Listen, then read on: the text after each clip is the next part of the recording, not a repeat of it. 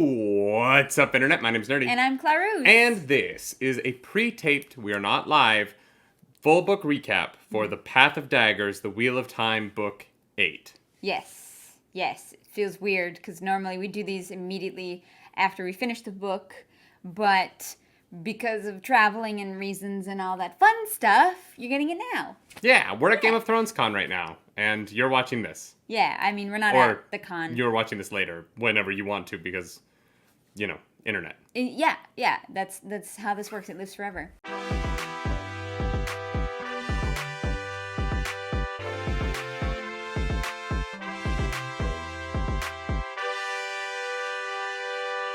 That is right. This is going to be a fun one. This is going to be a first for the Nerdy, the Wordy, the Book Club. Mm-hmm. We are doing a pre-tape. And we have your questions from the Discord. We're going to read them. We're going to answer them. And we're going to do a little bit of therapy about our feelings about The Path of Daggers. Yeah. That feels fair to say, right? Oh, yeah, 100%. Yeah. We usually start off by saying, like, how'd you feel about the book? Mm-hmm. Which I feel like you guys already know. I think we both enjoyed the first half. Yes.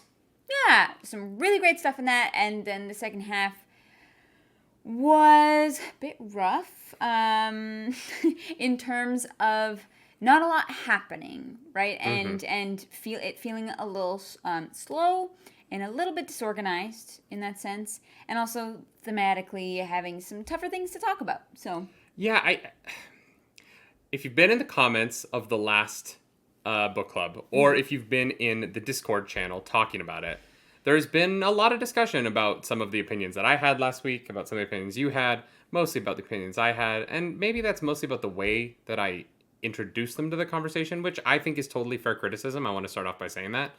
I am not an infallible person, and when we're doing these things live, off the cuff, sometimes you say things that are more extreme or not worded in the way that you want to. Yeah, it's easier to make definitive comments as opposed to nuanced comments, right? And, we do strive for the more nuanced stuff, mm-hmm. but we're not always the best at that, and we acknowledge it. But I really do stand by the idea of what I think that I was saying and what I think that some people have construed in the way that they've construed it. And the fact that it is open for people to construe it the way that they've construed it is on me. That means that I wasn't clear enough. But in my opinion, a lot of people have been saying, you don't want people to write about bad things, right? You don't want people to write about rape. You don't want people to write about slavery. It is not that I don't want people to address those things in writing. It is my opinion that if you are going to do it, it has to be with purpose. Yeah. And I think that where Path of Daggers has become this decline, in my opinion, in terms of the Wheel of Time. Because here, look, we're in book 9. I still think Shadow Rising, Dragon Reborn, Lord of Chaos, the 3 best, right? Those are the 3 best books in my opinion. Mm-hmm. I would put those 3 books against any sci-fi book from any franchise. Yeah. They're S tier, right? Yeah. And so it isn't a matter of I don't like Wheel of Time anymore. I still love this franchise. Yeah. Because it has some of the best fantasy books. I think I said sci-fi, but you did say it's fine. No, it doesn't matter. It has some of the best fantasy books ever written in it. Yeah. I also think that the books that we're reading right now aren't good. I don't think Path of Daggers is a good book on its own. Yeah. And I don't think that, obviously we're in Winter's Heart at this point. I don't think that's a good book. That is just how I feel about it. Mm-hmm. But the reason for that is not... And it gets into why I think the beginning of Path of Daggers is so fun, and the second half doesn't work for me, mm-hmm. is that the beginning of Path of Daggers has, this goal that our characters are working towards. It feels like a push. Like it is pushing towards something. And things happen. Yeah, it's in motion. Yeah. And then in the second half, and going into Winter's Heart, it really feels like a lot of the criticisms that we did have of earlier books, mm-hmm. of the Nynaeve and Elaine plot from Fires of Heaven, mm-hmm. of the lack of Perrin from that whole book that he's missing from, is that the book doesn't feel like we're really driving towards anything. It just sort of feels stalled. Mm-hmm. And so that is where a lot of those feelings come from. And I hope that we get the car back in gear. That's where I'm at right now. Is I need the car to get back in gear so that I understand why we're reading about awful things. Yeah. Rather than just awful things, right? Does that make sense? Yeah, there's no point reading about it, or in my opinion, I don't think there's a point writing about it unless you have something to say, right? Yeah. Just having it there, anybody can do that, and I think that it does a disservice to Robert Jordan to believe that it's there without purpose, you know? Yeah. Yeah. That's fair. You know, I think he's very intelligent, very talented. Mm-hmm. Like, there's a lot that he does really, really well. When you are good at things, people hold you to higher standards, and I have a standard that I expect from Robert Jordan and how this is going to unfold. And I don't think that that's unfair. It is really tough to compare these books to other books that he's written because he's done it so well that when you see him and his verbiage, like his mastery of the language is still there. Yeah, for sure. But it's like the first 6 books had an outline, and then they stopped having an outline. Mm-hmm. And I think that's what I'm responding to most. On top of the fact that they've gotten more violent and have leaned further and further into more shocking things. Yeah. The convergence of less relevant plot and more shocking things at the same time has led to me to compare these books less favorably to his earlier stuff that I think is so good. Because a lot of people have brought up, like, well, you don't want him to, like, talk about slavery in this book. And I'm like, no, it's not that. I want it to be like in book 2 with what happened to Egwene, which was still horrifying, but where I felt like it was about something. And I felt the drive of it, and like it's why we didn't complain about it in book 2 the way that we have been lately. Yeah. And I'm sorry, I'm sorry to start this book club off by talking about that, but I did want to address it because there have been a lot of comments about it. It's important. Yeah. And there was also some discourse that I don't know if this was actual fact, but there are some people that believe that these books were supposed to be one book and was like split up. I think that some people wanted them to be one book. Oh, okay. Okay. I thought I had read some comments that originally it was one book and it needed to be broken up for some reason. That's Brandon Sanderson's books. Oh, I thought, at least in the live, I did see comments about that regarding these books. Okay. Like I said, as to whether or not that's true, I don't know. But I definitely feel like they, definitely could have been. But, yeah, we got a recap for you guys. Before we get into your questions, let's just briefly say that this podcast is brought to you by Audible. Audible is a service that allows you to listen to books instead of reading them in case your poor little eyes get tired. You got some tired eyes? Just so tired. Have you been recording with this bright light in your eyes for a few hours? Audible is the way to not have to read anymore and to listen. Yes. Because some people, this guy, needs to do more listening than he currently does. Hey, you know what? I think that's a good lesson for all of us. audibletrial.com/nerdynightly is the place to go for that. But having said that, let's get into your questions. Starting, of course, with the first one. No, or we could start at the end. I guess it's whatever you're feeling. Let's start from the beginning. Bisocan asks, which male channeler is most likely to go noticeably mad next? Like full mad, I'm assuming? Yeah. Which is still a good Path of Daggers question because we haven't seen anyone go mad since Path of Daggers, so. Some of these questions we are answering having read the first half of Winter's Heart, which does change a little bit of it, right? Yeah, I feel like that's good to say. So we're completely candid about where we are. Yeah, we've read half the book. Yeah. Those episodes are already up. So if you want our thoughts on the first half of Winter's Heart, go read them. I guess that depends on whether or not you think Mazrim Taim is already mad. I don't think Mazrim Taim ever goes noticeably mad anymore. Ever? No, because I think he has permission from the Dark One. I don't think he feels the taint at all. I'm full on the Mazrim Taim is evil train now. You convinced me when you told me that, because I didn't realize that it was all of Rand's friends who were on the Traitor's Tree. I don't know how I didn't put that together. It was just weird to me because I was like, oh yeah, there's new people on the Traitor's Tree, the people who betrayed him. But then it was the 3 people that Rand that he knew that he could trust. And I was like, oh, this is very suspicious. And so I think that's how Mazrim Taim is as old as he is without any signs of madness. I think that he's been Dark Friend all along. Mm-hmm. The freaking Dark One was like, let the Lord of Chaos rule. And then the reason he said that was because he needed to install Mazrim Taim in the Black Tower. And so the reason Mazrim Taim is so good at running the Black Tower, because I've been like, how are there so many already? How did you find all these people? It's because he had a network of dark friends helping him. Well, and it benefits the Dark One if the Black Tower if the people there go mad. Like, the more mad people who are ripping the world apart, the better it is for the Dark One. Not even just ripping the world apart, just having male channelers who can fight, who believe in the Mahail, or however it's pronounced, and it's Mazrim Taim, right? Yeah. Mazrim Taim was like, do you want to come get these people's loyalty? And Rand was like, no. And Mazrim Taim was like, good. Yeah. The Dark One will be pleased. That's a tough question, because I don't really think it's Taim, and I don't think it's Logain. And it's Rand. it's Rand, yes. Do you think that Rand goes fully mad and then they're able to cure the taint? Like, he feels the full madness for a moment? Like, he sees Luce Theron in front of him as he's trying to cure it? Like, he might, fully touch the madness, and then, while he's curing it. That would be really interesting. I would love to see, some of the guys be truly mad before, if it's cured, which I still don't think is going to happen, but if it's cured, I would love to see some of the guys go fully mad and then get, snapped back to reality. Oh, there goes gravity. Oh, there goes Rabbit. He choked. Maybe he's so mad, but he won't give up that easy. It's all right. Maybe Narishima. I can't remember. Is Narishma alive? Wasn't he one of the ones that's on the tree now? He's on. His name is on the traitor's tree or whatever it is, but he's not there. He's not dead. Right. So yeah, maybe one of them goes mad, and Rand is like, "I can save you." What about the healer dude? The guy who's really good at healing. Darrigan? It starts with a D-A. It would be interesting if he went mad from power, being like, I can heal all the ladies, and then maybe he starts mucking about the Aiel camps, and then Rand heals him, and he's like, so sorry.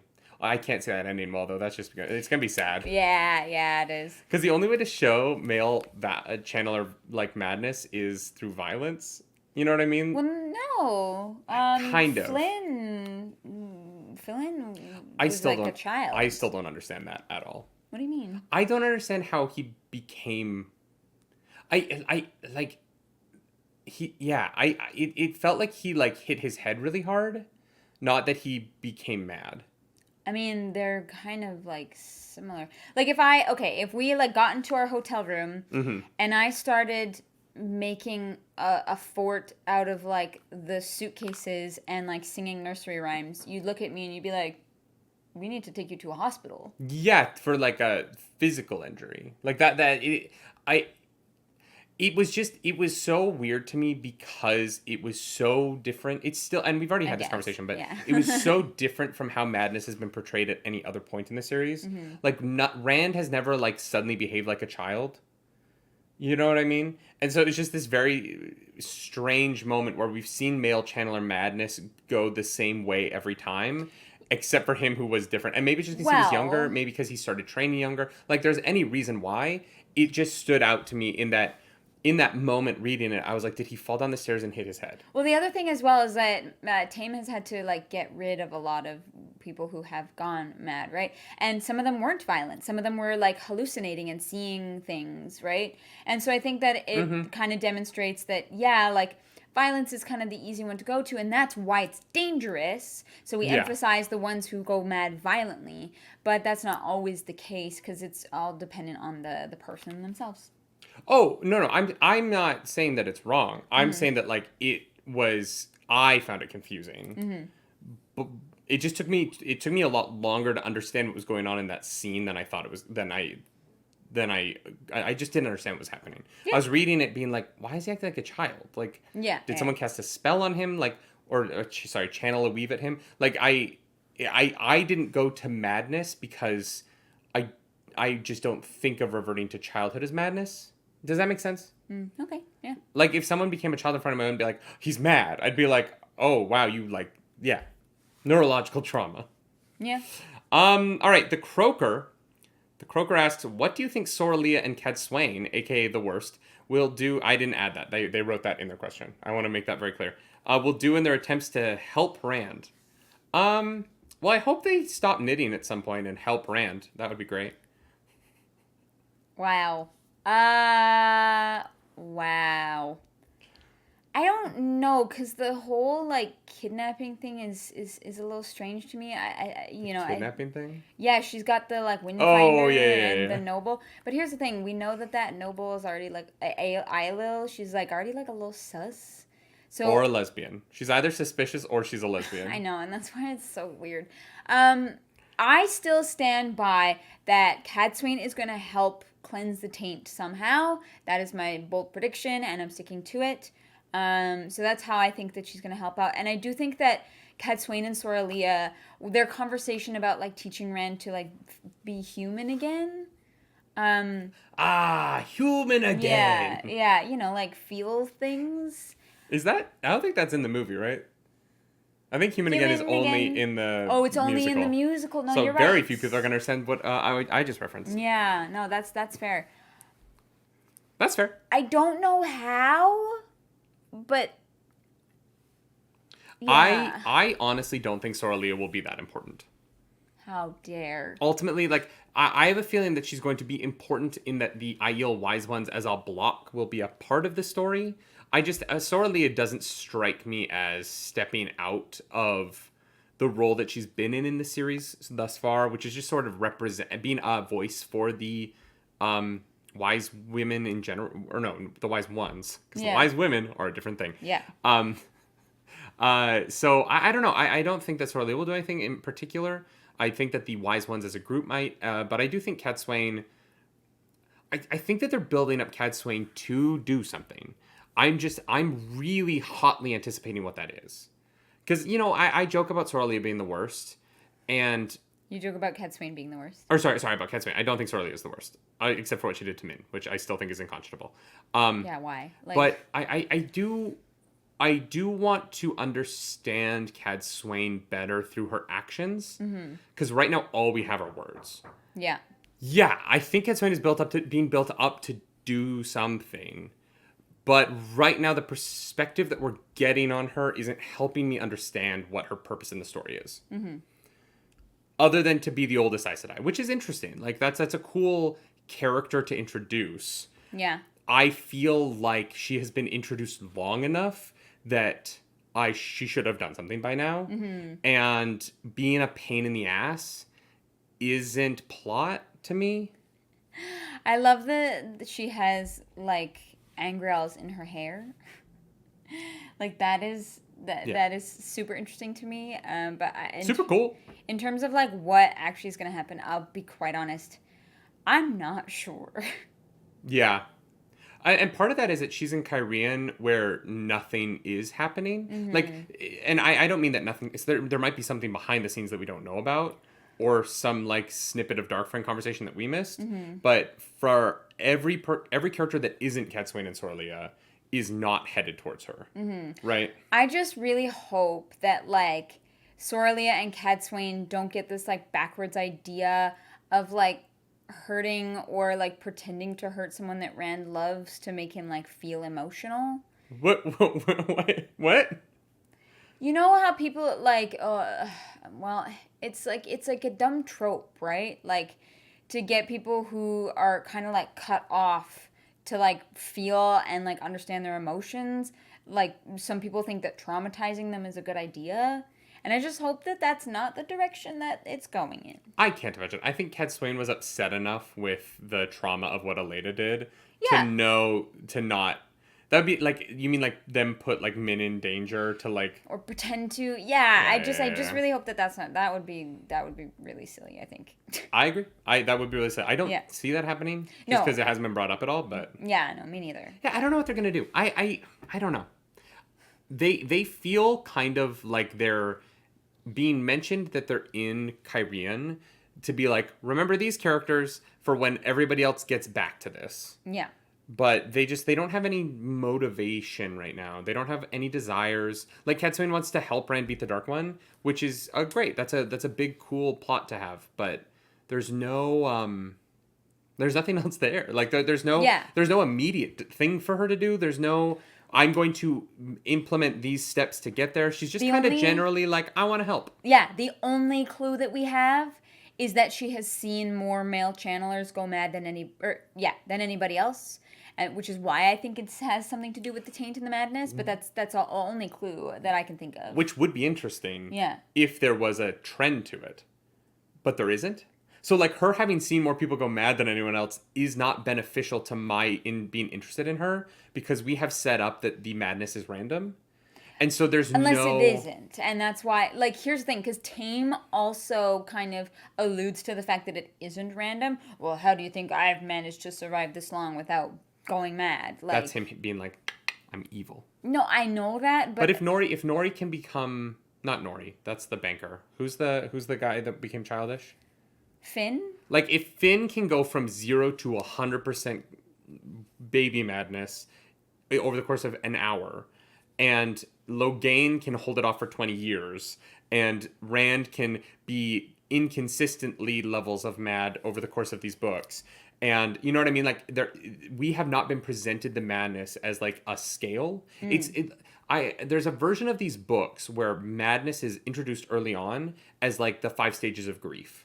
Right? And there's the like 5 things that you watch out for in people to see if a male channeler is going mad. In this BuzzFeed video, 5 things to... But a lot of series do that, right? Where like they will introduce the audience to what the potential path to madness is, so that we have something to be looking for in interactions with that character. Yeah.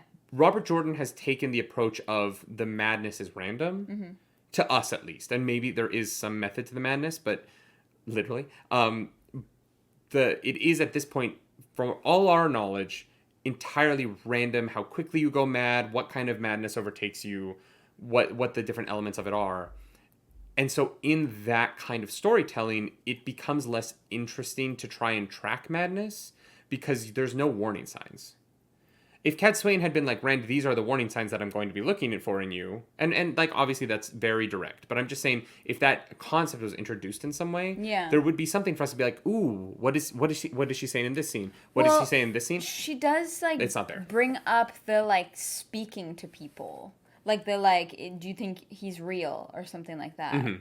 So like she knows more than she's giving up, but like I just wish that we had something else to go off of, because right now, it just seems a little nebulous. So sure, but but Rand has been speaking to Lews Therin for well over a year at this point. Well, and that's the thing is like, is that the first sign or is that like the 5th stage of grief? Right. You know, like yeah.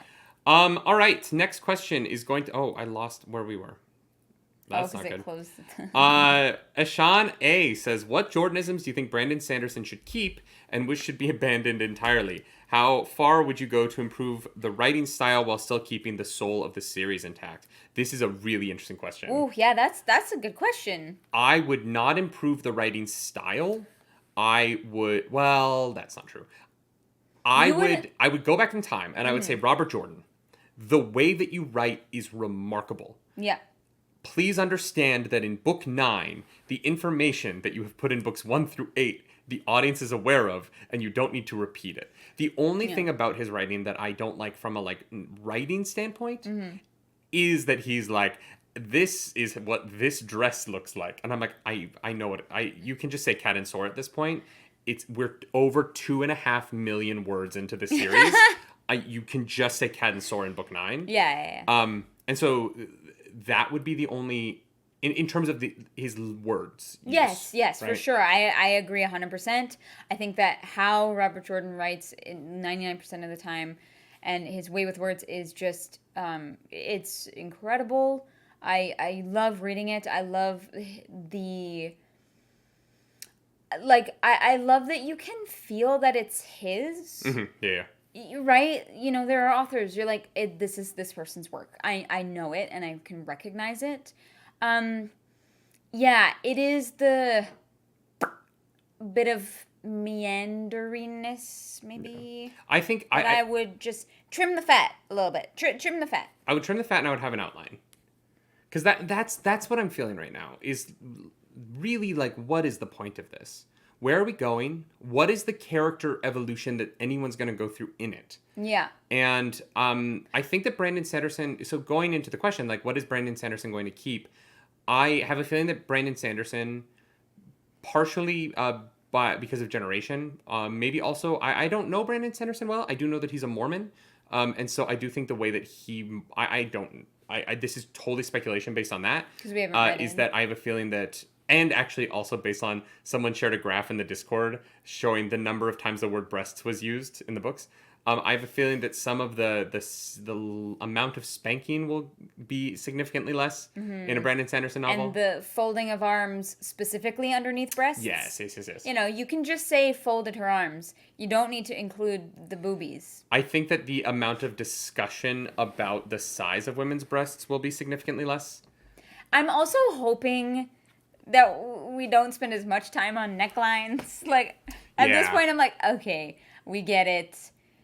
You think she's a slut, and you think that she's too prudish, and good old Two Rivers wool is good enough for you, except when you're getting dick down. And maybe Brandon Sanderson is like secretly a pervert. I don't know yet. I'm very excited to read a book by him. I haven't done so yet. So okay. I want to leave room for Brandon Sanderson to be a pervert is what I'm saying. That's yeah. Maybe Brandon Sanderson. We contain multitudes. Maybe Brandon Sanderson is like a butt guy and Robert Jordan is a boobs guy. And so that's why the breast mentions goes down. But we'll get more like hips. We'll just get like Lan admired her absolutely badonkalicious, bodacious booty. Badonkalicious. I hope that we see that in Memory of Light. Yeah, it's interesting. Like, how far would you go to improve the writing style? The problem isn't style. Yeah. It's less about the style, and it is more the efficiency of the story being told.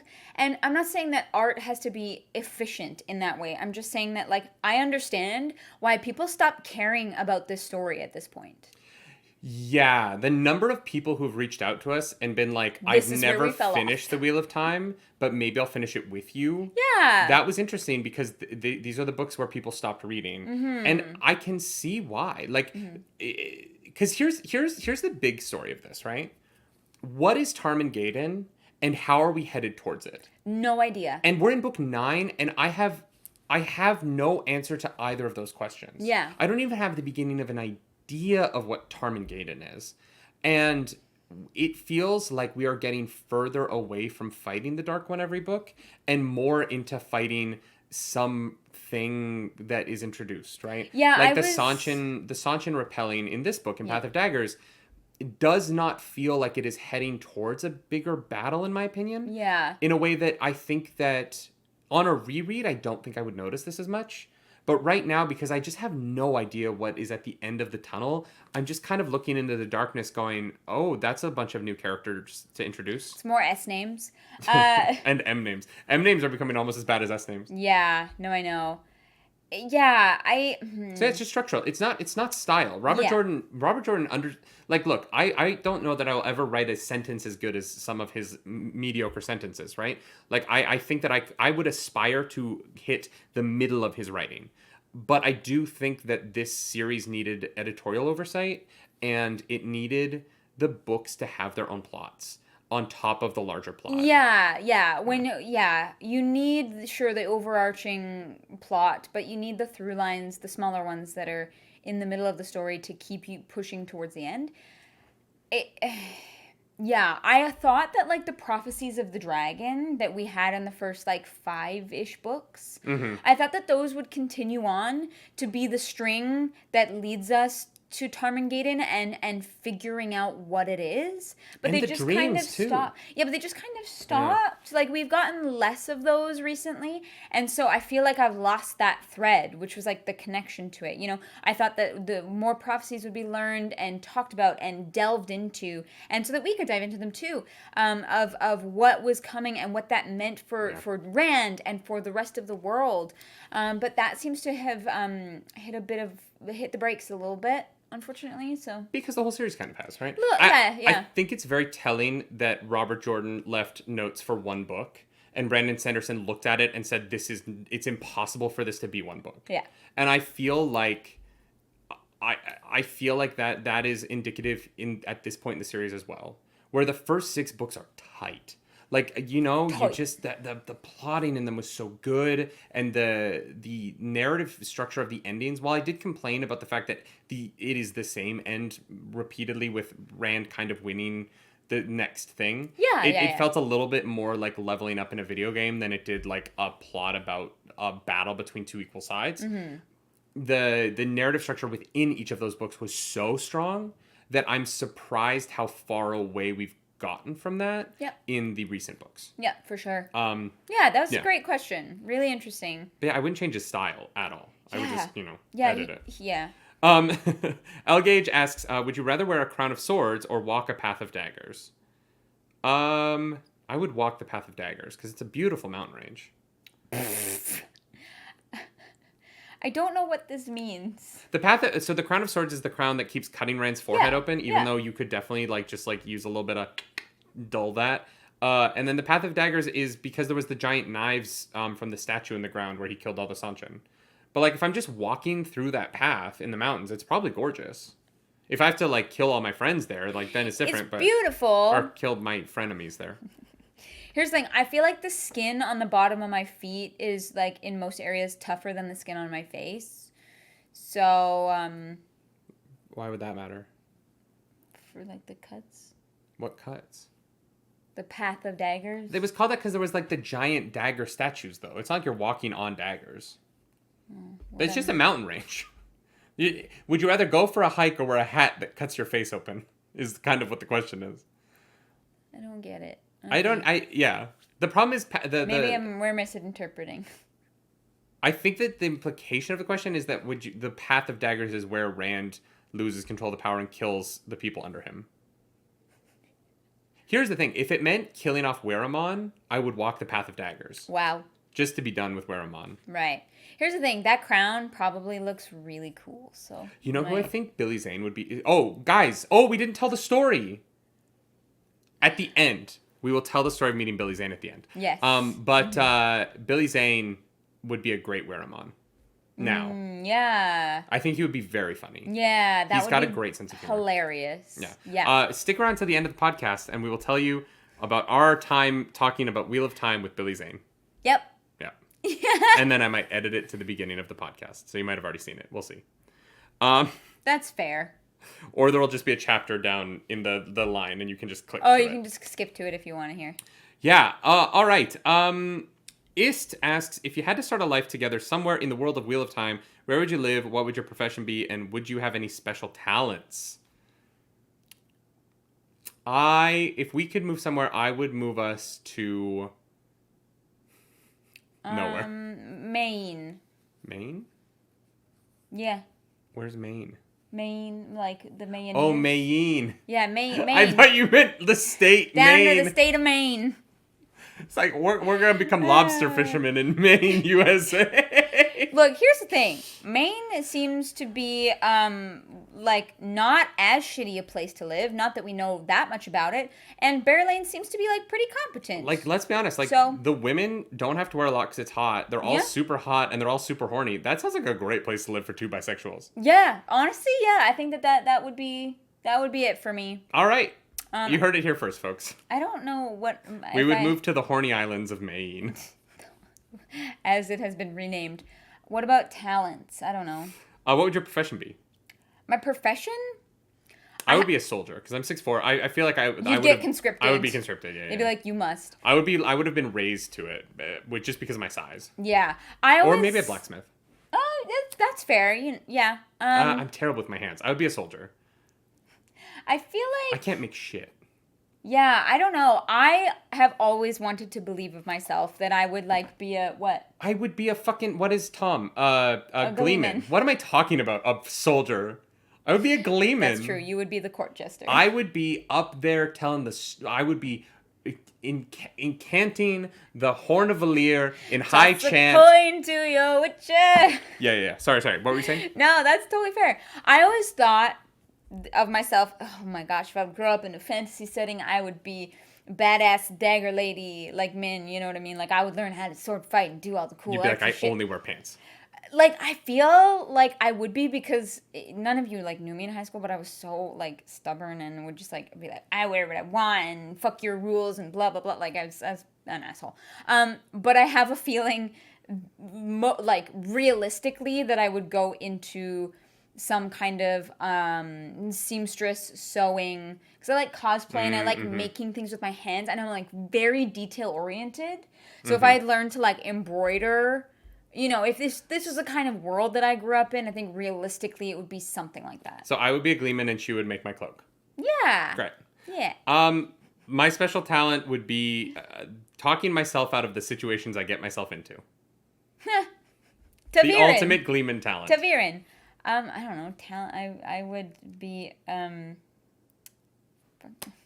you think you'd be good at Deus Damar? Me? No. You would not. No, I am terrible at masking. I would be great at getting other people killed by accident. You'd be great. Here's the thing: people would be so unsuspecting of you because you're like boisterous and forward that they wouldn't realize there's like more going on behind the scenes. And I would be a gleeman, which would feel safe. Yeah, like everyone's like, oh, actors. They're idiots. Yeah, I would play dumb enough that I would get away with it. Yeah. Yeah. All right. Sean Ashimon asks, after Path of Daggers, do you think it will change Bashir's relationship with / trust in Rand? I do. Sorry, let me read that again. I do. I think it is weird that doesn't come back in that book. Yeah. I really found the way Rand showed up in Cairhien after what happened in the mountains very strange. Yeah. Yeah, that it just jumped to the next thing. Yeah. And it didn't feel like we had time to let that sit. Mm-hmm. And how it affected the people around him. So, yeah. I'm actually really interested in Bashir and Rand's relationship. That's something that I think is really exciting. It is, being where we're at in Winter's Heart, that was a full book ago now. The second half of Path of Daggers and then the first half of Winter's Heart. Yeah. And the fact that we haven't engaged with it at all, it honestly feels a bit strange. I think that it's a thread that like feels like it should have been at least somewhat commented on by this point. Yeah. And Rand is just off on a completely different thing now. Yeah. Yeah, no, I agree. I think that there is going to be something there, but it feels like it was so long ago. And based on what we know Rand and Nynaeve and Lan are up to, I don't know when they'll come back to that. Yeah, that's true. Honestly, the state of Rand's forces right now is really weird to me because it feels like they're just kind of everywhere waiting for him to show up. And I don't think he's done a good job of giving them, like, the plan. Oh, no. He has not shared his plan with anybody. So I'm actually, I think I'm not just Bashir, but I'm really interested in what all of his, like, lieutenants and rulers and all the people he has installed everywhere think of him right now. I would love if the epilogue was just going around and commenting on what people think about the fact that he's kind of gone. Because it would be concerning if I was... who's the Dobrain, right? In Cairhien. Yeah. Oh, yeah. If I was Dobrain, I'd be like, oh no, Dobrain sees him in the prologue of this book. But yeah, I don't know. Oh, maybe the other package was for Bashir. But Bashir's an alien. Why would you drop that in? Oh yeah, I don't know why. Here's the thing: it makes sense that the person would be Bashir, but it doesn't make sense the location. So I don't know. It was just a guess. I don't know. But I'm very excited to see Bashir back. I really like Bashir a lot. Great character. I love the whole family. I just don't love the plot any of them are in. Yeah. Except Bashir's wife, who is not in any weird plot right now. Yet. Give Robert Jordan one more chapter.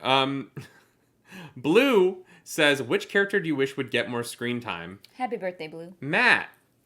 He's dead. So it's got to be Matt, right? Yeah, gosh, R.I.P. A book and a half of no Matt. Well, we know he's in the next chapter. I know.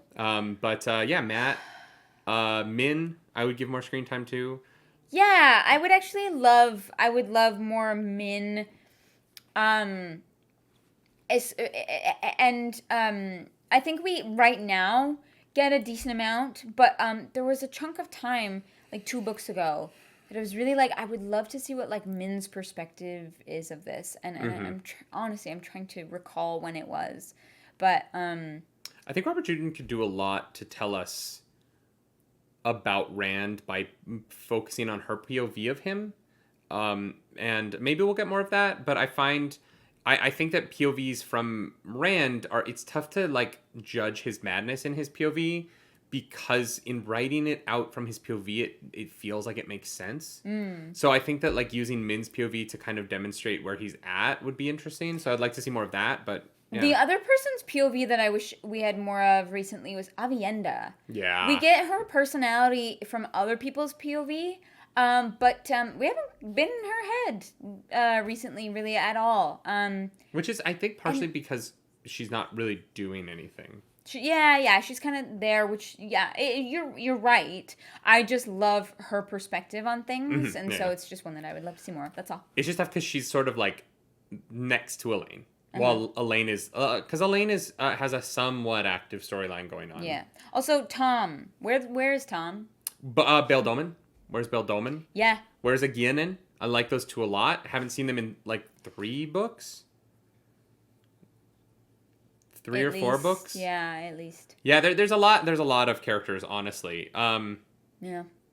Yeah. Oh, the Borderlanders. Would love to know what's going on there. But happy birthday, Blue. Happy birthday. If Blue has gifted you a membership to this channel, comment and say happy birthday. That is a good point. Yes, please do that. We appreciate you. Iljwam says, which character do you wish would get less screen time?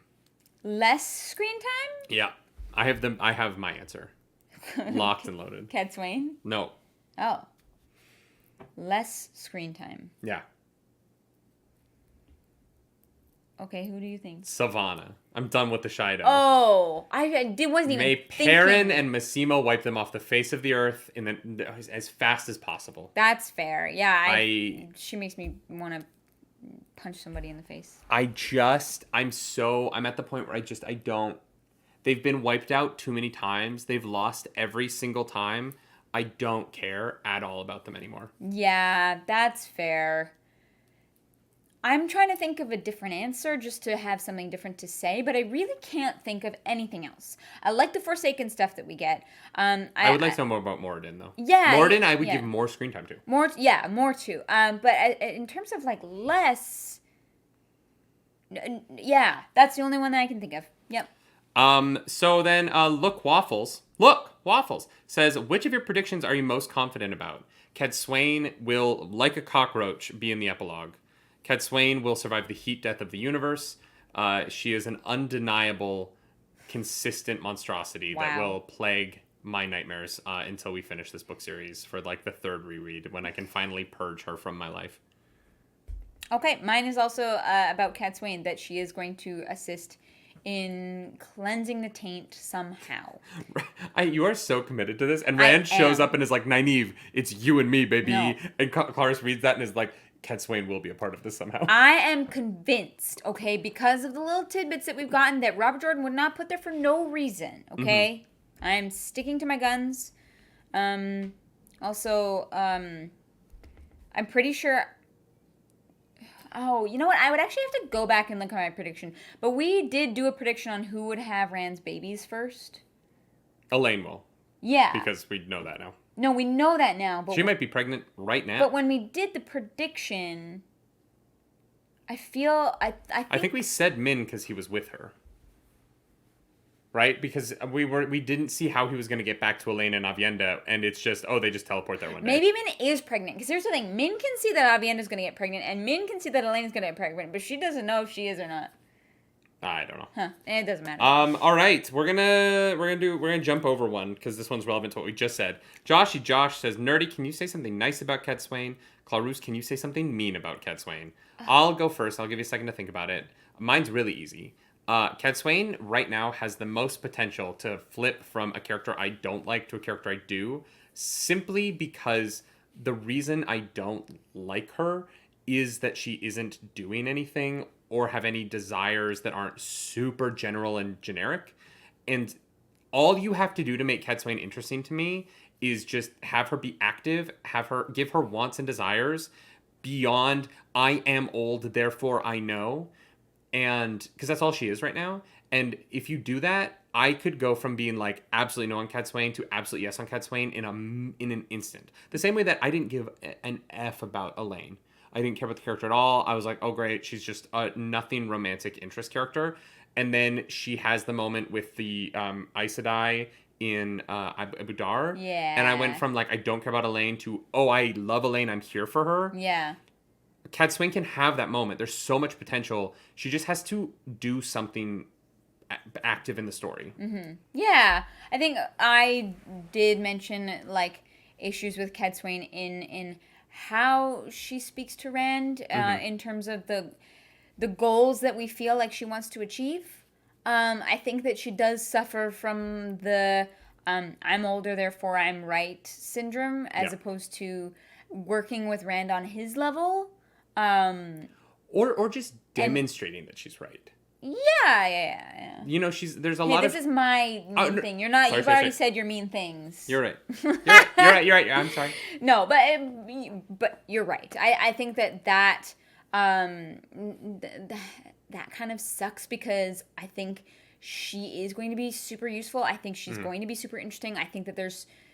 I mean, like you said, there's so much potential there. Like, she seems really cool, and which is why I was so invested the moment that I read the character, because I was like... The potential here is crazy, and so I hope that they can work together and be friends. All right, Reaver Chaos asks, which of the 50 or 100 most important characters do you think will be next to die? Which of the big ones do you think will die next? While you answer, I'm gonna plug the computer in. Good call. Who is the main character I think is gonna die next? Yeah. Oh man. Unfortunately, I think it's Morghese.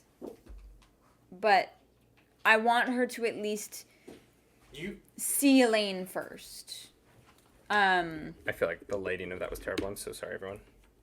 Do you want me to just... Nope. Do you want to cut that out and we can... Nah. Okay. Oh, it might have just glitched there anyways. What? Who knows? Yeah, it's fine. Yeah, I feel unfortunately that... drifting. There we go. Yeah, Morghese is in trouble, although her and Talonvor, I hope they at least have a few happy moments together. But I feel like Morghese is in trouble. And... Oh.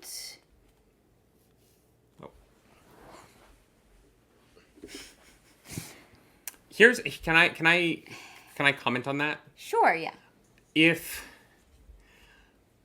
we're going to be having a lot of the same conversations in our chat and comments as we did last week, if Morghese dies without this storyline having had a purpose. If you have this queen character in your book to just have her be kidnapped, imprisoned, raped, and then killed, saved, and then forced to be a servant, and then kidnapped again, and then beaten in the snow, and then taken, because Morghese is this incredible tragedy, and if the light at the end of that tunnel is just that she dies and gets out of the rest of this miserable life that she's currently in, I would find that to be a I wouldn't like it. Yeah. I think that when I thought Morghese was going to get away from the Shido. She did not. And when Morghese was kidnapped again by the Shido and is now imprisoned and a slave, I was like, wow, this character is just getting shit on in this series. She's had a rough go, and I do think that you're right. If she just dies, that would be very weird to me. I honestly also worry that Bashir might die as well. Davram? Yeah. Yeah. Well, like we said, Fail is third in line for the Saldean throne. Oh, you think they're gonna set up Perrin to become king of the Borderlands? Yes. That would be cool. Him and the wolves living up north. Yeah, I don't know. I could see it happening. Other than that, I don't really have any strong predictions. I really believe it's gonna be this person, because right now everybody kind of has loose threads and stuff going on that it would feel unsatisfactory if they just died soon. I feel like Aleda. I feel like there's a good chance Aleda's dead soon. I was thinking Aleda, but then I was like, well, no, she does have this talent for foretelling. And here's the thing. I don't know if they still Aleda, for example, if she can still have the foretellings. Like, I don't know if they could use the foretellings to their advantage in some way. I don't think they would still her, though. You don't think so? I don't think that that's a thing that they do, really. Rand has only ever stilled women by accident. No, not Rand. I'm talking about Egwene. Like, the White Tower, like, the Little Tower is going to... Like, the Aes Sedai of the Little Tower would never let Eleda go for this. Here's the thing, though. Now that they know that you can heal it, they would kill her. No, I think you get stilled and you get, like, imprisoned in But they've hung past Emerald seats for less. Oh, I guess. So, in my opinion, I think that you would... With the potential of her being healed and coming back with any level of power, I think that I don't think if they capture her that they would still her. I think they will kill her. That's fair. Yeah, okay, you might be right. Right. Yeah, you might be right. Yeah, but I do think Eleda will die. I think that... and I do not think it will be Egwene. I think that it will be it'll be Alviarin and the White... As the White Tower falls and that side loses, I think Alviarin will kill Eleda. Or, in the middle of the fight, Alviarin will kill Eleda and take over to try and win for the bad guys. Oh, okay. But I do think Alviarin will kill Eleda. I was thinking that Alviarin could kill Eleda to get into Egwene's confidences, but... Halima's already there, so I feel like that's just two of the same thing. Dobby asks, Dobby123 asks a question that I feel like we've answered, but we'll get into it very briefly. Do you feel that Rand is slowly getting more mad over time, or that his madness comes in waves? I've said it, I think it's in waves. I don't feel him getting more mad. It doesn't feel like a steady progression. Yeah. The only thing that has really dramatically escalated is the dizziness. He's getting sicker, but that's not madness. Like, he gets it in waves, and the waves feel like they're getting stronger. Does that make sense? Like, they're getting worse. So, it's both. I think it's both. Yeah. No, I agree with that. Yeah. I also think Robert Jordan doesn't really write him being mad from his own perspective at all. Like, I never feel like I don't understand the way that he's thinking when we're in his point of view. Yeah. And I think that's an interesting choice to tell us that he's coming across as mad when he really seems like he's not. Yeah, like he's not making these like crazy impulsive decisions because of madness. Like everything has a reason for it. Like there's justification. Well, and his conversations with Lews Therin are always relevant to the situation that they're in. Like the only time that Rand has felt mad from his own perspective, to my taste, was when he was going to go break the Quendalar. But like that moment stands out because of how few moments like it there are. Yes. Not because it was bigger than other moments. That was just like the one time where I really felt like, oh, Rand is mad. But other than that, I don't know. Yeah, I just wouldn't. Yeah, no, that's fair. Yeah. So yeah, waves. Definitely waves. Because it definitely doesn't feel like a straight progression down. Mm-hmm. Icicle 3030 says, what word or phrase best describe Rand, Mat, Perrin, Egwene, or Nynaeve at this point in the books? Is this different from how you would have described them in the beginning? Oh, gosh. They are very different. I think. Except Perrin. Yeah. Perrin, yeah. Perrin is just a more stressed version of who we met at the beginning. Yes. This, like, really, like, careful and calculated, but I don't mean that in, like, a cold way. Compassionate and, like, passionate person. I think the biggest change would be that at the beginning of the series, I would have said that Nynaeve was very prudish, and now I would describe Nynaeve as constantly horny. Here's the thing. She's still prudish for other people. Oh, she thinks everyone else should not be getting dick down as hard as she loves getting dick down, for sure. Yes, exactly. You got it. That's not true. She thinks it should be behind closed doors. She's not about PDA. I guess. Yeah, Nynaeve is very anti-PDA, which, you know what? Like, that, some people live like that. And to you, I say, I'm not like you, and I'm not going to live by your standards. Yeah. I hate people who are like, well, I don't like PDA, so you shouldn't do it. And I'm like, live your own life. Yeah. You don't have to stare at me. You can, like, go somewhere else. Where, you know.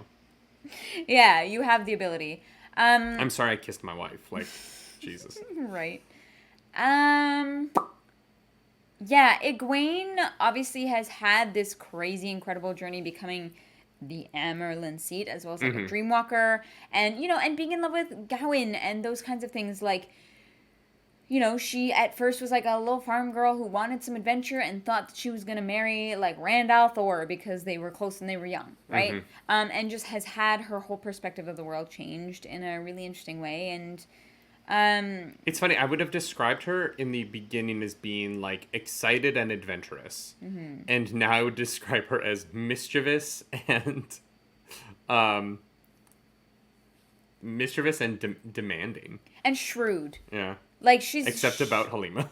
Well, except about Halima, everyone makes the one black spot in her vision is the bright sun that is Halima's cleavage. That's fair. It's very distracting. Some good titties. And then here's the thing. Matt, like we said, had a bit of a soft reboot in book 3. We've already talked about that, so he does definitely feel much different. And then, was that all of them? Yep. Yeah. Yeah, we got them all. Quark's Bar asks, having now seen enough of the good and the bad in the series, where do you all fall on how the show will manage adapting it? Where might they fall short, and where are the opportunities to improve on the storytelling? We actually talked about this kind of recently. Yeah. About these books. When they announced that the next season would include book 2 and book 3, we were like, whoa, yeah. What? Which I do still think that books like 2, 3, 4, 5, and 6 are going to be more difficult to condense. But there's a lot in these last couple books that you can cut, snip, condense, just really trim the fat. Yes. As we said. Yeah. Yeah. In terms of the show, I don't know what you do. We are at the point now where the idea of adapting the Wheel of Time into a television series seems crazy. Seems like a bad idea. Like if you were to come to me and be like, I want to adapt, how much money do you need? All of it. Literally all. Yeah. How much time do you need? All of it. I think that Rafe Judkins and his team must have had some kind of an incredible pitch of how they were going to pull this off. Either that, or they pitched to people who have never read the series and don't understand what they were setting up. Yeah. Because I genuinely believe that. I think that I would love to talk to people at Amazon who greenlit this and have a conversation about why 8 seasons? Why 8 episodes a season? Like, why are you putting limitations on this story that is already almost impossible? But like, if it's gonna be a hit, why not give it 14 seasons? You know what I mean? Like, why go out of the gate with that limitation of 8 seasons before? I get that Game of Thrones was 8 seasons, but like before you've even seen how people react to season 1. Yeah. I think that they're in a really difficult spot in terms of what to do moving forward, and there is a lot in these books that isn't adaptable because of the tastes of modern audiences. And so I don't know. I don't even know how to answer the question, to be honest. It's a really tough job that they have here, and I am excited to see what they do with it. But this Wheel of Time is not going to be the books. It can't be. Yeah. It is impossible. I don't even know how you would, unless you had all the money in the world. But it's not just that, right? It's not even just money. It is, having seen season 1, they need to find the vision to visually present the violence of this show in a way that is interesting to watch. And this show is so, like, and I've said it a million times, and, you know, I stand by it. I think that the group combat in the show is not good. I think that the individual combat is, right? I think that the land stuff in the beginning is really good. I think that the opening of episode 7 on Dragon Mount, I think that fight choreography is actually really strong. And then I think that, you know, like the end of episode 4, I think is really not visually interesting in any way. It doesn't make any sense from a combat perspective. And it's just edited nonsense. And then at the end, they tell you what happened. Yeah. Which I guess is kind of how Robert Jordan writes some of the fights, but he does it with aplomb. Yeah. The idea of the people who created the end of episode 4 or who did the combat in episode 8 doing Dumai's Wells to me, you know what I mean? Like, I don't see how those things, I don't see how that comes off in a way that I will find interesting. Yeah. I think the show has to become a lot more adult very quickly. And I don't mean sexually. I mean, like, it has to mature into better fight choreography, better cinematography. It can't just look pretty. It has to visually, you have to use the visuals to tell a story that makes sense. And I feel like the cinematography looks great in season 1 and lets down the storytelling a lot. And I don't know if it's just because they don't, it's the same problem I have with Willow right now. The first episodes of Willow, where it looks amazing, right? Like the cinematography, that they know how to light the scene. Yeah, it looks very pretty. But the editing and the way that the fights are shot don't tell a story. It is just hit, edit, hit, cut, hit, cut, hit, cut. Yeah. And so right now, looking at the show, I'm really curious to see what they do with season 2, but I don't know how they adapt to the what we're reading. I don't know what you do. I don't know how you do Rand and his thousands of people in the mountains against thousands of Sanshin in the woods. That's literally what I was going to reference. Like, I don't know how you possibly do that and keep things cohesive. Yeah. Right? Because that's one of our problems with the books, is too much all over the place. Like, that becomes even more difficult to follow in a visual form, right? When you're using your imagination, I think that is easier to follow. But it was the same thing of what, like Game of Thrones had so many different character perspectives, and they did have to hone down and really focus in on the stories that they wanted to tell. It's the reason I never finished those books. It jumped all over the place too much and too erratically for me, right? This might sound crazy, though. I would argue that Game of Thrones is more succinct than Wheel of Time is. The books? Yes. Sure. There are fewer main characters that... Sure. You always know... here, and this is the thing that Game of Thrones and Wheel of Time were doing the same for the first chunk. And then Wheel of Time started to get into... The characters are still doing things, but their end goals aren't really clear anymore. Yeah. Game of Thrones, you never really feel that, like, because it's always like, oh, we're going to a place to do a thing, and this is now, we're going to a place where a thing is going to happen that leads us to go on a chase of another place, and like that's really hard to do on television. So they're going to have to cut a lot of this out in order to have the characters always headed in a direction that the audience cares about. Game of Thrones set up succinct different storylines, right? This person is here doing this, and this person is here doing this. Whereas Wheel of Time kind of started there-ish, right? I mean, the Emmons Fields people were all, like, together. But it's had this weird, like, bleeding problem where you suddenly have all the different little veins going off in every single direction, and this person has a name, and this person has a name. Right? And it just gets... So it was this almost, like, slower, like, bleed out, as opposed to the Game of Thrones, which was here, and here, and here, and here, and here, and here, right?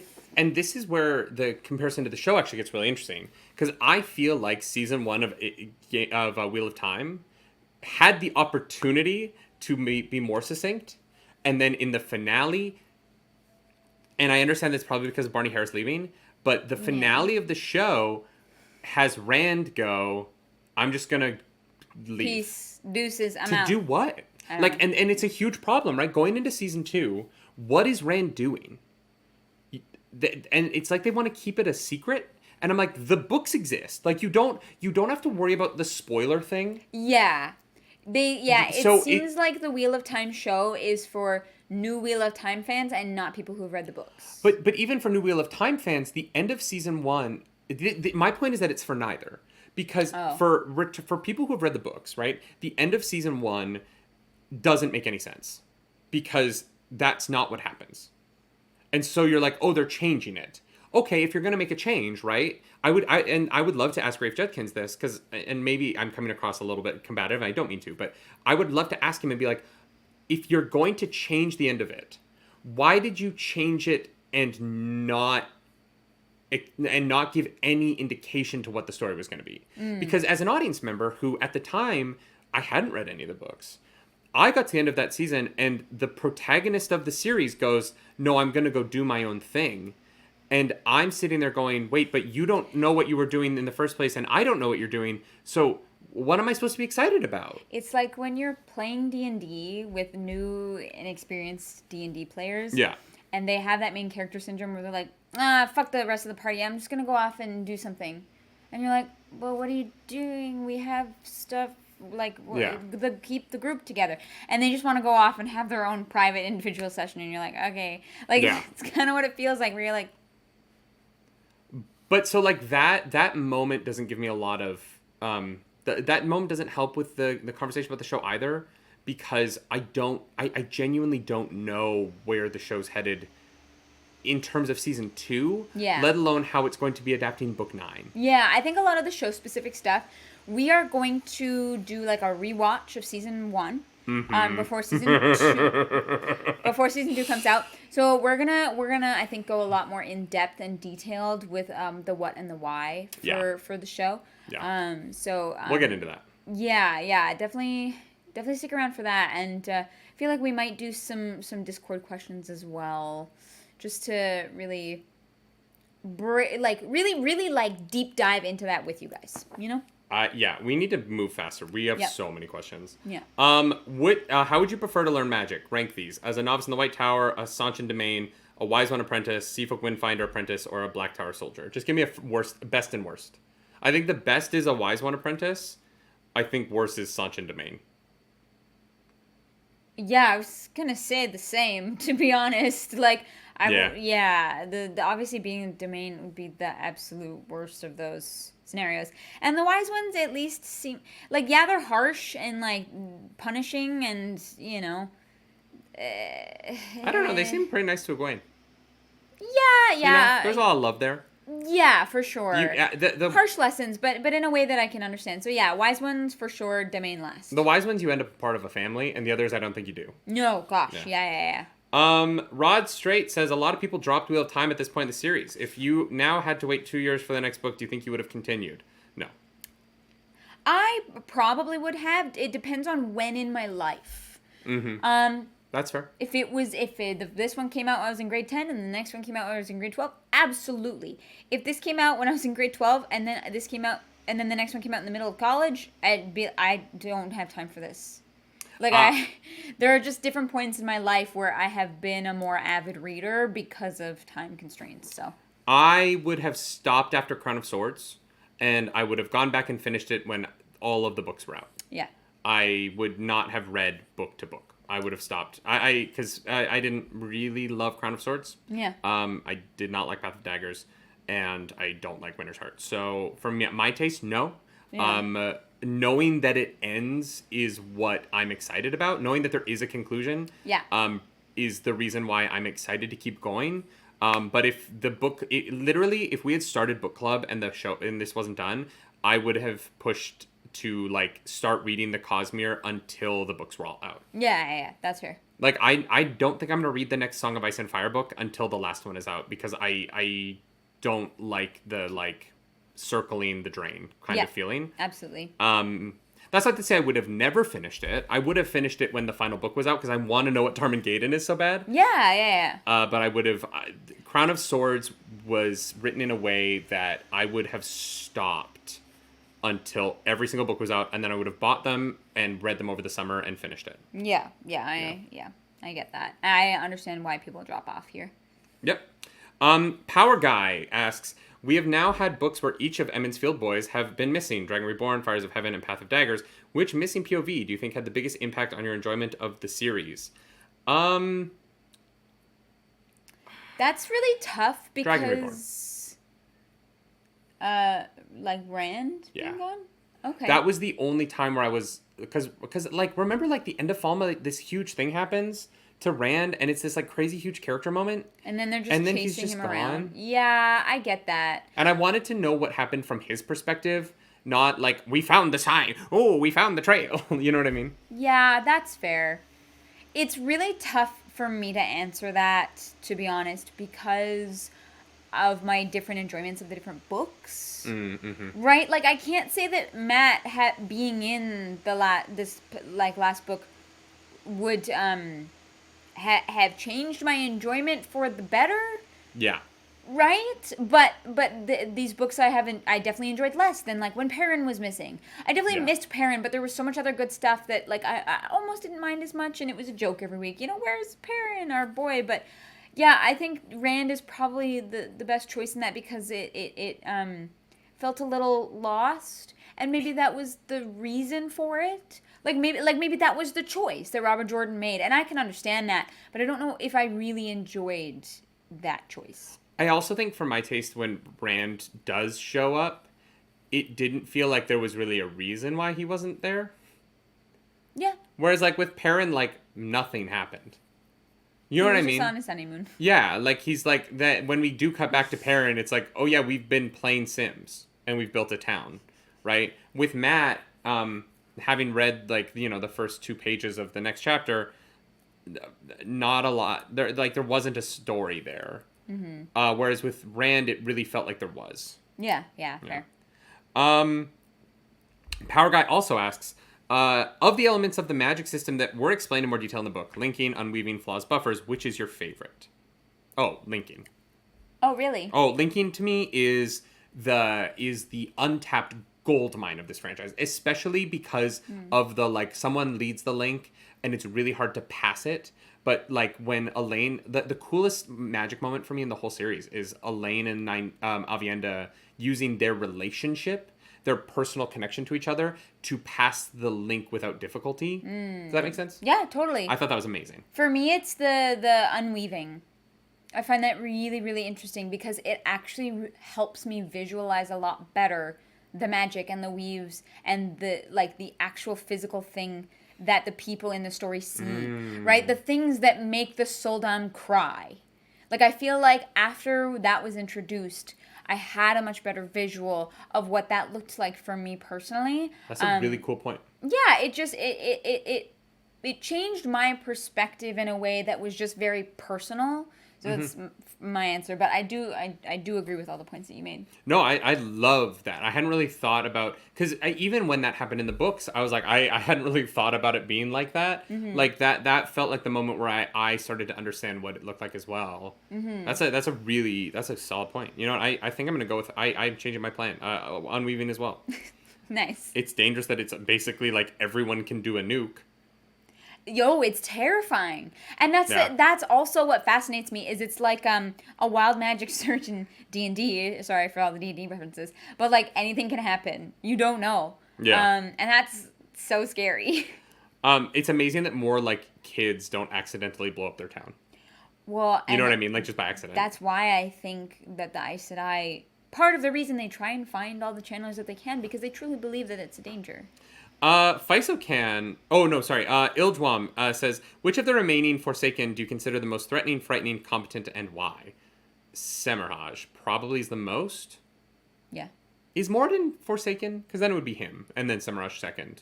Yeah, he's the nipples, so I don't know if that makes him a Forsaken. Yeah. I don't know. But yeah, Semirhage is definitely the one that comes to mind first, for sure. Yeah. She scares me. I'm gonna make him orgasm till he's crazy and dies. Didn't like it, and that scares me.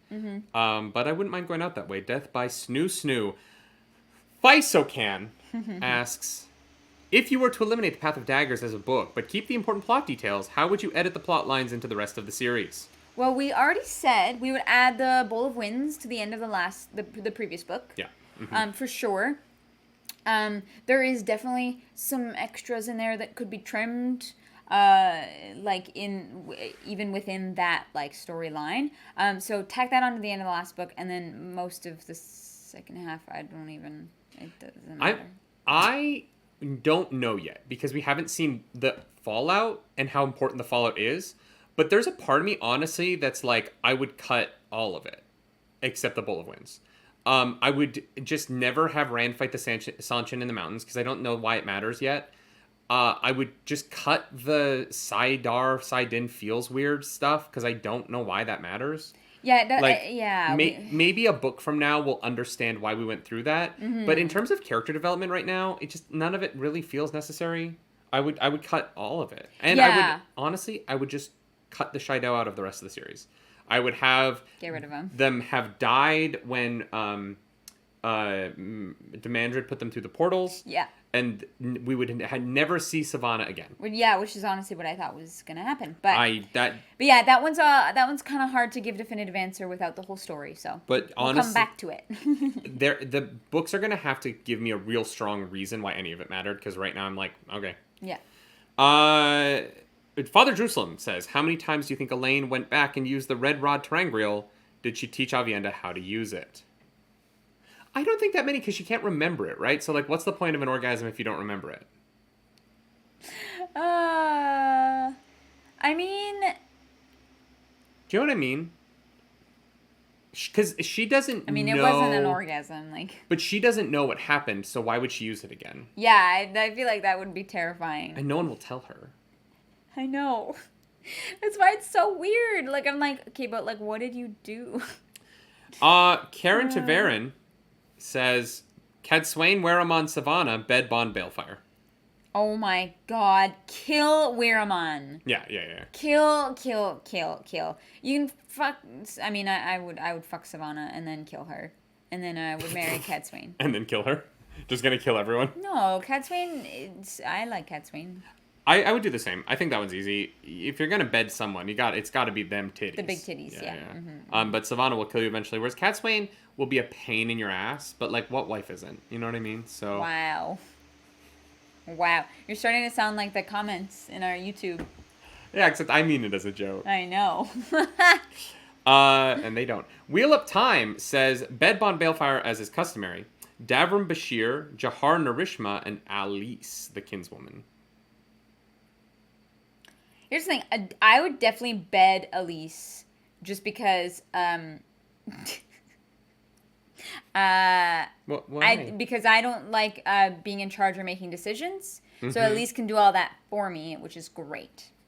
Yeah, this one also is easy for me. It's marry Bashir, right?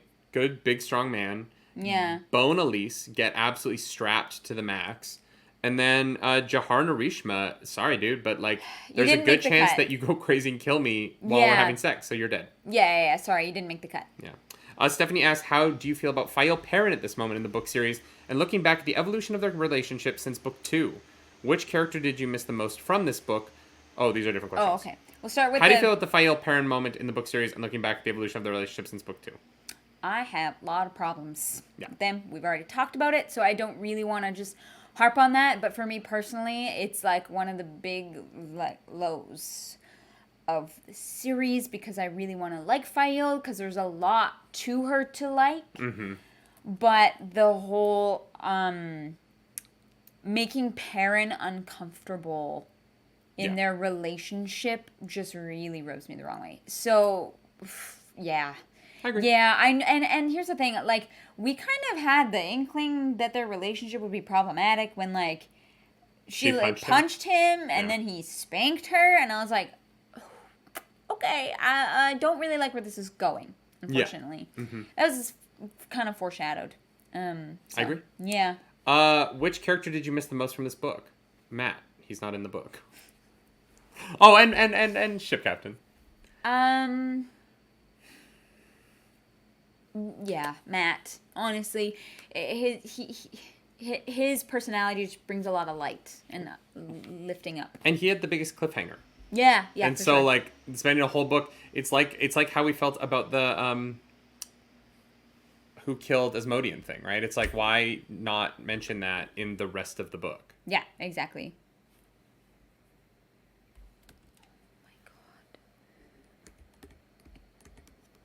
Okay, we're good.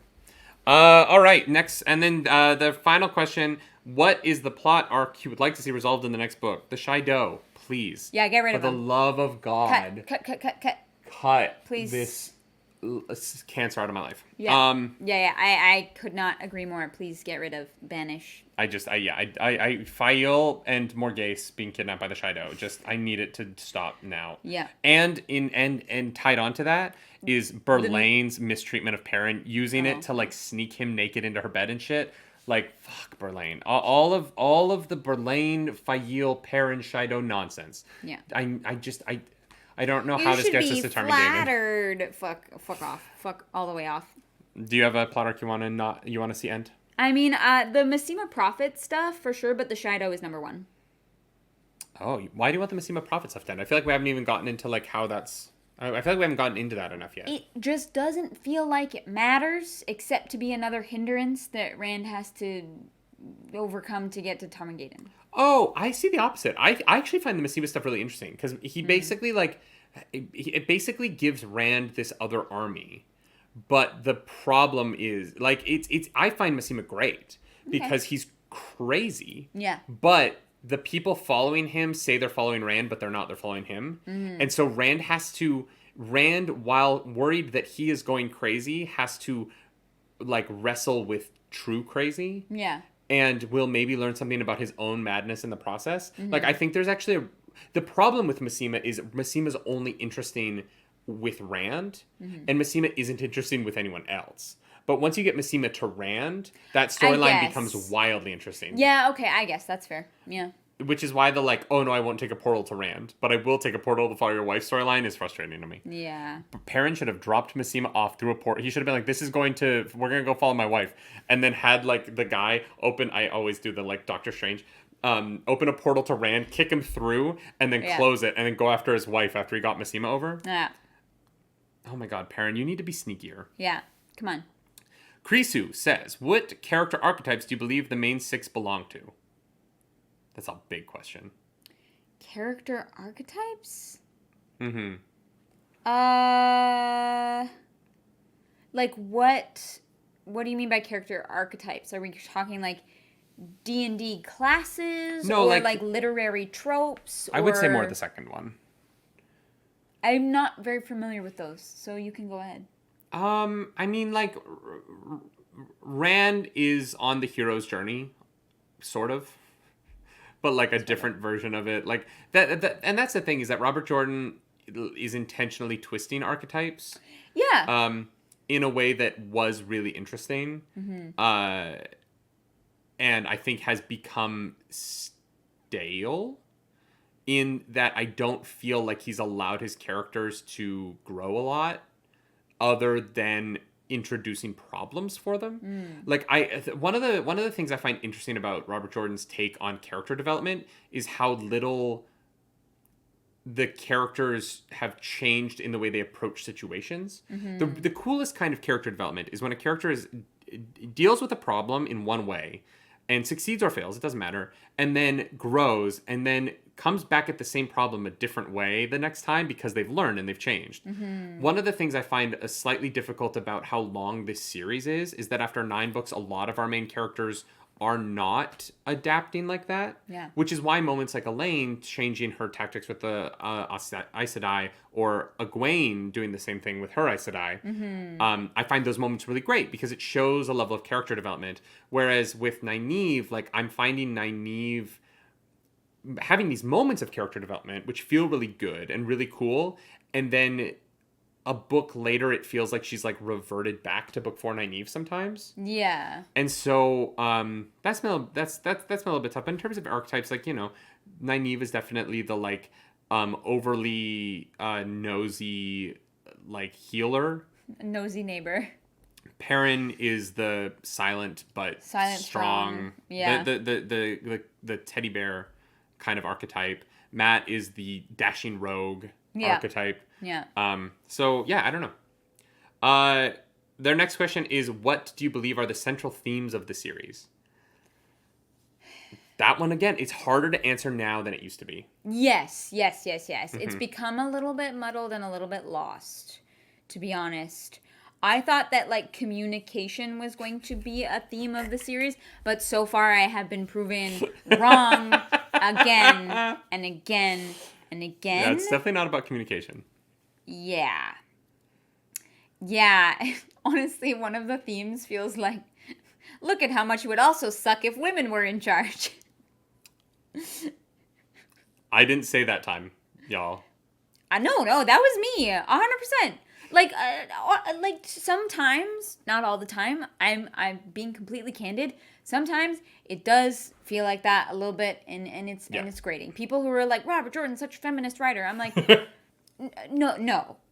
Right, different time, He was, you know, he grew up in a different era, and like that's okay, and it's something that we acknowledge when we read this, but definitely not feminist. Can a central theme be what happens when a writer's editors no longer have time to edit before the book comes out? Wow. No, I would say central themes. Some of the central themes of like the earlier books have kind of started to go missing. Yeah, that's which is why it gets complicated. Like I thought like how knowledge gets lost was a central theme, and you all know how I feel about that now, given the what we've learned about the world. I feel like that was a theme that was kind of like given up on for the sake of like magical stuff. Mm-hmm. I think that I want to say that there's themes about good and evil, but maybe the theme is that Robert Jordan doesn't think that there is good, and that everything is gray. Yeah. And I think that when we get to a resolution, there might be something interesting in that about how gray defeats evil in the absence of good. We're not there yet, so like I don't know what that's going to be. But thematically of the whole series, I don't know. I don't feel like there's a really strong undercurrent of theme in the whole series. I think that there have been books that have had really strong themes. Yeah, but I will agree. Right now, part of it is just that I think the stories, the relevant storylines, the main character storylines, feel thematically very not aligned. Mm-hmm. And so trying to pick up what the theme is when the themes under the Perrin, Berlain, Fail trio are so not related to the themes under the foursome of Rand. Like, you would think that Perrin, Berlain, and Fail and the Rand and his trio of women, you think that those two versions of multiple women going after the same man would somehow comment on each other thematically as they play out through the story. But they don't in any way in this story. They don't seem to be related at all. I was hoping that the Aiel and the Windfinder culture clash would have more of a thematic, like, water versus sand kind of relationship. But it's kind of been boiled down to just like, oh, we've heard the Aiel are crazy. So it's interesting. I think there's definitely a female about there's a theme of matriarchy. Yeah. But like you said, like the theme of matriarchy feels like maybe it is the one thing that is misguided about the writing. Yeah. And so I don't know. When the Ruidian stuff came into play, I would have said that a major theme was about the like construction or deconstruction of societies. And it was in that book, for sure. It was really good. And it was. But right now, that's definitely not the case. So, yeah, it is a little bit weird to think, because to come up with something that is encompassed overall. So. Maybe like, what happens when cultures clash is a theme of these. Like the, what globalism does is sort of a main theme right now, I would say. Yeah, Rand is the globalization of Randland. Which is interesting because, you know, Robert Jordan was writing this sort of real globalization that we're experiencing now, where everything is immediate. Everyone having a mobile phone, yeah. Yeah, because, you know, when this book came out, like, the internet was in its infancy. Yeah. And so it is interesting. I think that, you know, anytime you have teleportation in a story, especially where hundreds of characters can teleport and letters can kind of pass around really quickly, you get into the, like, that is a lot like email. And, like, the difference between letters and email is the difference between couriers and teleporting couriers. Yeah. But then Robert Jordan has sort of put these building blocks in the way of information passing around through teleportation that I also find really interesting, but it does kind of detract from, like, the thematic undertone of that. Yeah, for sure. And so, I don't know. I think that it'll be hard to pull out what the theme of this series is until we finish it. Yeah, I agree. Because right now, I really don't know. Yeah. And I wish I did, honestly. Like, I wish I had a stronger sense of that. Me too. Rather than trying to be like, well, you know, this kind of storyline over here is this, but then this kind of contradicts that. And then their final question is, what commentary and or criticism of our world do you find in the series?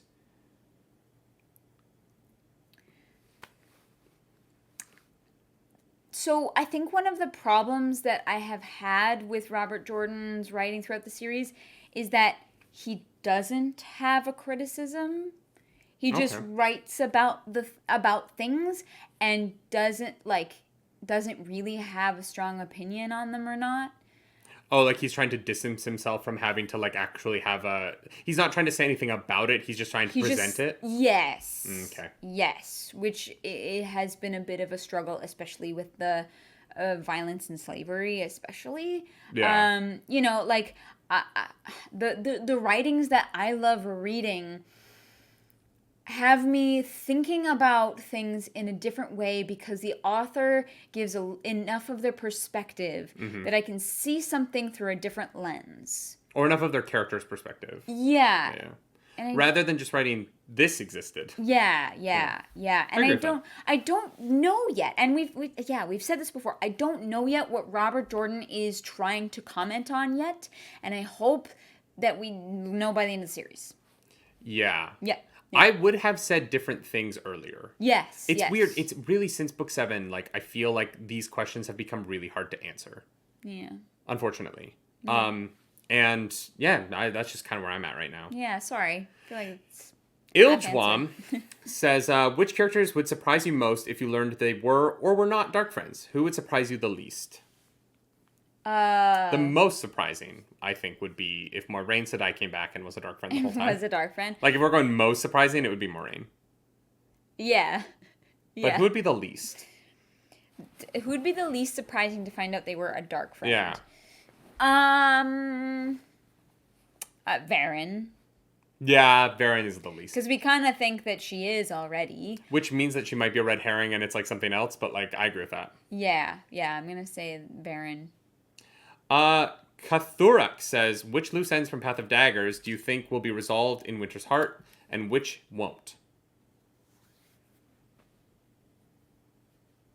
Well, we already know that Matt shows up, so I guess that's... You said that you think that the Shido thing is over in this book. Yeah, please, dear God. Here's the thing. Do I think realistically that is going to be the case? Not 100% sure. Okay. But like I said before, I hope that the side questing for Perrin is the resolution of that storyline. Because it's the only way that I will be like really down for it. Because we had a trajectory, we've got sidetracked. And so I really hope that is because we're getting rid of the Shido. And so yeah, I'm going to say this book, they're donezo. Get them out of here. I don't think they're going to be. I think that I'm hoping that the White Tower... No, because I don't think that one's going to be taken care of. Even though it was resolved technically at the end, but not? What? I don't think the White Tower thing is going to be, and I don't think the Shido will be. I would like it if the question of whether or not Rand can cure the taint is done this book. Whether or not it's possible, you mean? Yeah. Not necessarily doing it. Yes. Okay, cool. Because if it takes time to do it, I can understand that. If it's like a big thing to do that, because here's the thing: if you spend 3 books undoing the taint because it is absolutely necessary for Tarmangaden, I will find that interesting. Yes, but if it's not possible, then just tell me quicker. Yes. I don't want to spend 3 books going after this thing and then find out at the end of it that there's nothing there. It's how I felt about Walking Dead. I was like, there's a light at the end of the tunnel. They're going to be able to cure it. They're going to fix everything. Yeah. And then finally I was like, fuck it. I can't do this anymore. Like, which is funny because episode 6 of season 1 goes, there's never going to be a cure. And I held on for, I think, one more season. And I was like, please. You got to the end of season 2? The farm stuff? The farm stuff was brutal. Oh, I got to Negan. That's 6 seasons. Yeah. Once Negan showed up, I was like, I can't. Nope, I'm out. Please, dear God, stop. I definitely do not think the Shido. I just don't think there's enough chapters left in the book, Winter's Heart, to settle that. Yeah. I hope that we get some kind of resolution as to what was weird with Sidar. It was the Bowl of Winds. Yeah, but like why and how? It will not. Apparently, apparently it's never explained. Okay, great. Love that for me. Okay, never mind. M- says, if Rand, Nynaeve, Cadsuane, Flynn, someone else, that's a lot of people, eventually does come up with a plan to cure the taint, how do you think the Aes Sedai would react? Oh, interesting. I hadn't really thought about what the Aes Sedai's opinion on it would be. I think they would love it. I don't think the Aes Sedai love killing men for no reason, right? Well, the Reds do. Some of them. But only because the Reds hold on to the fear of the breaking. But if Well, actually, some of the Reds would probably say that Lews Therin, that's interesting. I don't know. I feel like a lot of them would love to not kill men randomly. That, especially young boys. Yeah. I feel like they would cheer. That would be huge. I feel like it's terrifying, right? Yeah. You completely change their reality. That's going to be scary, and a lot of people can't accept it. The same thing that happened with the Aiel, right? A lot of them could not accept the change, could not fathom that things could or were or would be different. And so I think it's going to be similar thematically. Yeah. To the Aiel breaking apart. I hadn't thought about the fact that, like, how do you convince them that you did that? Like, well, yeah, how do you prove it? Feel it, yeah. How do you prove it? Oh, guys, everyone just tell them that we cured it, and then it's all good, right? Yeah. I think that, like, obviously the first breath of fresh air there is that the Black Tower is no longer a bunch of men who are definitely going to go mad, right? Yes, and at least for so the that reader, is, yeah. But interesting. I hadn't. Yeah, how do you even convince them? I don't know that they would react. I don't think they'd believe it. Yeah. You're right. Damn it. Ian Zed says, "What would you get each of our main characters for Christmas, either from our world or within theirs?" I would get Rand therapy. I would get all of our characters therapy. That's true. Yeah. I would get. I feel like therapy is a weird Christmas present to give somebody. Yeah, but I think it's what they need. Yeah. It's a true gift. I would get Min edibles to see if that helped with the whole visions thing, so that she could take a break. I would get Min high for Christmas. Yeah. Oh, I feel like she would appreciate that. I would get Matt out of Ebudar. I would get Matt pepper spray. Just give him a chastity belt. Poor Matt. God damn it. Well, now he's marrying Tuon, so let's go. Kismet Rose says, which Shadow Spawn would you make the best cuddle plush? Oh, no, which Shadow Spawn would make the best cuddle plush? Oh, Narg. I want to call Narg. He's so smart. He's a good boy. Yes, that is the correct answer. You're right. And then Quark's Bar responded with, which Shadow Spawn would make the best bacon and eggs? I feel like Murdral. I feel like they're the only ones smart enough to cook. Oh, you mean them cooking it, not being in it. I don't know that any of them lay eggs, so. I was like, well, the Grom are frogs, so they probably, I'm not necessarily into frog. And then we've got these, like, cats, which I'm also, like, that feels weird. And then I'm like, well, the lizards don't really eat lizard. Like, I was... Yeah. Yeah, no, I think the Murdral are smart enough to cook bacon and eggs. You know what? I think that, Semiraj...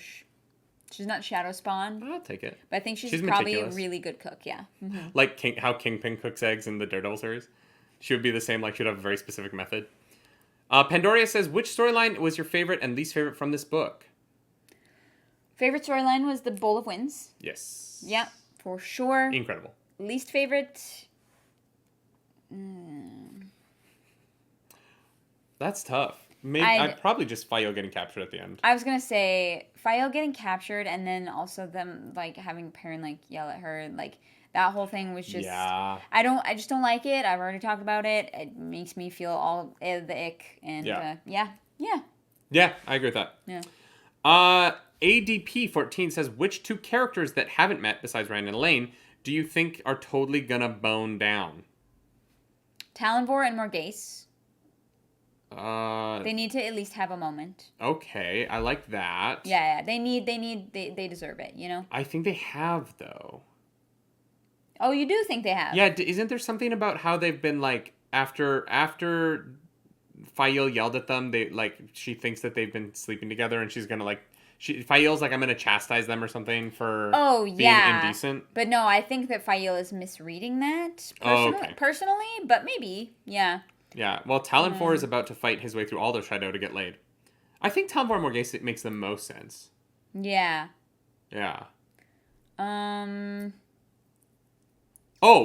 and Gareth Bryan might be next.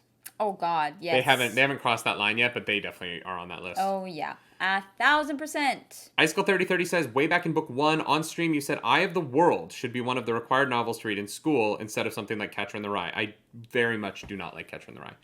I would read like just Path of Daggers and Winter's Heart, what we've read so far, like 15 times before I would read Catcher in the Rye again. And look, I get it. It's brilliant, whatever. I don't like the book. Fair enough. I had to read it for school. Never read it. It was... I hated it. And I don't know. I can't even really articulate it anymore because I have, like, blotted out that... I think that I, like, emotionally gave myself... What is the procedure when you remove part of your brain? Like lobotomized? I emotionally lobotomized that book from my brain because I hated it so much. It's the only book I've ever thrown at a wall. I really don't like Catcher in the Rye. Being just past halfway in the series, do you still recommend that Eye of the World be a required read in school? I don't think that the rest of the series has much to do with that, to be honest. I think, like, the first book does what it does, and it does it well. Like, yeah. No. I will say no. I do not think that anymore. I think that this series... Because I don't know what age I would start someone on the Wheel of Time anymore. There's a lot of stuff in this... Because here's the thing. The first book is not what the rest of the series is. Yeah. And there's a lot of stuff in the series that I would not give to someone under the age of 18. Like, I wouldn't... 18? I would not recommend this series to someone under 18. Oh, no, I would. 18, no. I wouldn't. I think that this is a college level course to me. And... there's enough rape in it. There's enough. There's a lot of adult stuff that isn't like, oh, sex is fun. Like, a lot of the sex that we've seen so far has been very colored with consent issues. And so I don't know. I wouldn't recommend this to kids. I wouldn't recommend this to young girls. Like, I wouldn't recommend this to I wouldn't. I think that this is now like a college level. Yes, but the series is different than the first one, like you said. Sure, but I'm saying that if you're going to give someone this book and they get hooked, then they're reading the series, right? Yeah. So, like, I know. I think that given the way that certain things are handled, I think that the later books are too mature to give this to a, like, high school student. It's also weird to me. I would give this to a high school student, 15, maybe 16, for sure. However, only in places that properly teach things like sex ed. I'm not joking. Like, because, yes, if this is your experience reading about consent... Yeah. Or about how to treat your girlfriend. Yeah. No. Girls like it when you yell at them. Yeah. You know what I mean? But that's why I say college. Like, stuff like the parent-file relationship is why I say college. Yeah, but I mean, even then, it's more location dependent than... That's fair. ...anything, which is hard. That's a really difficult thing. Yeah. Yeah.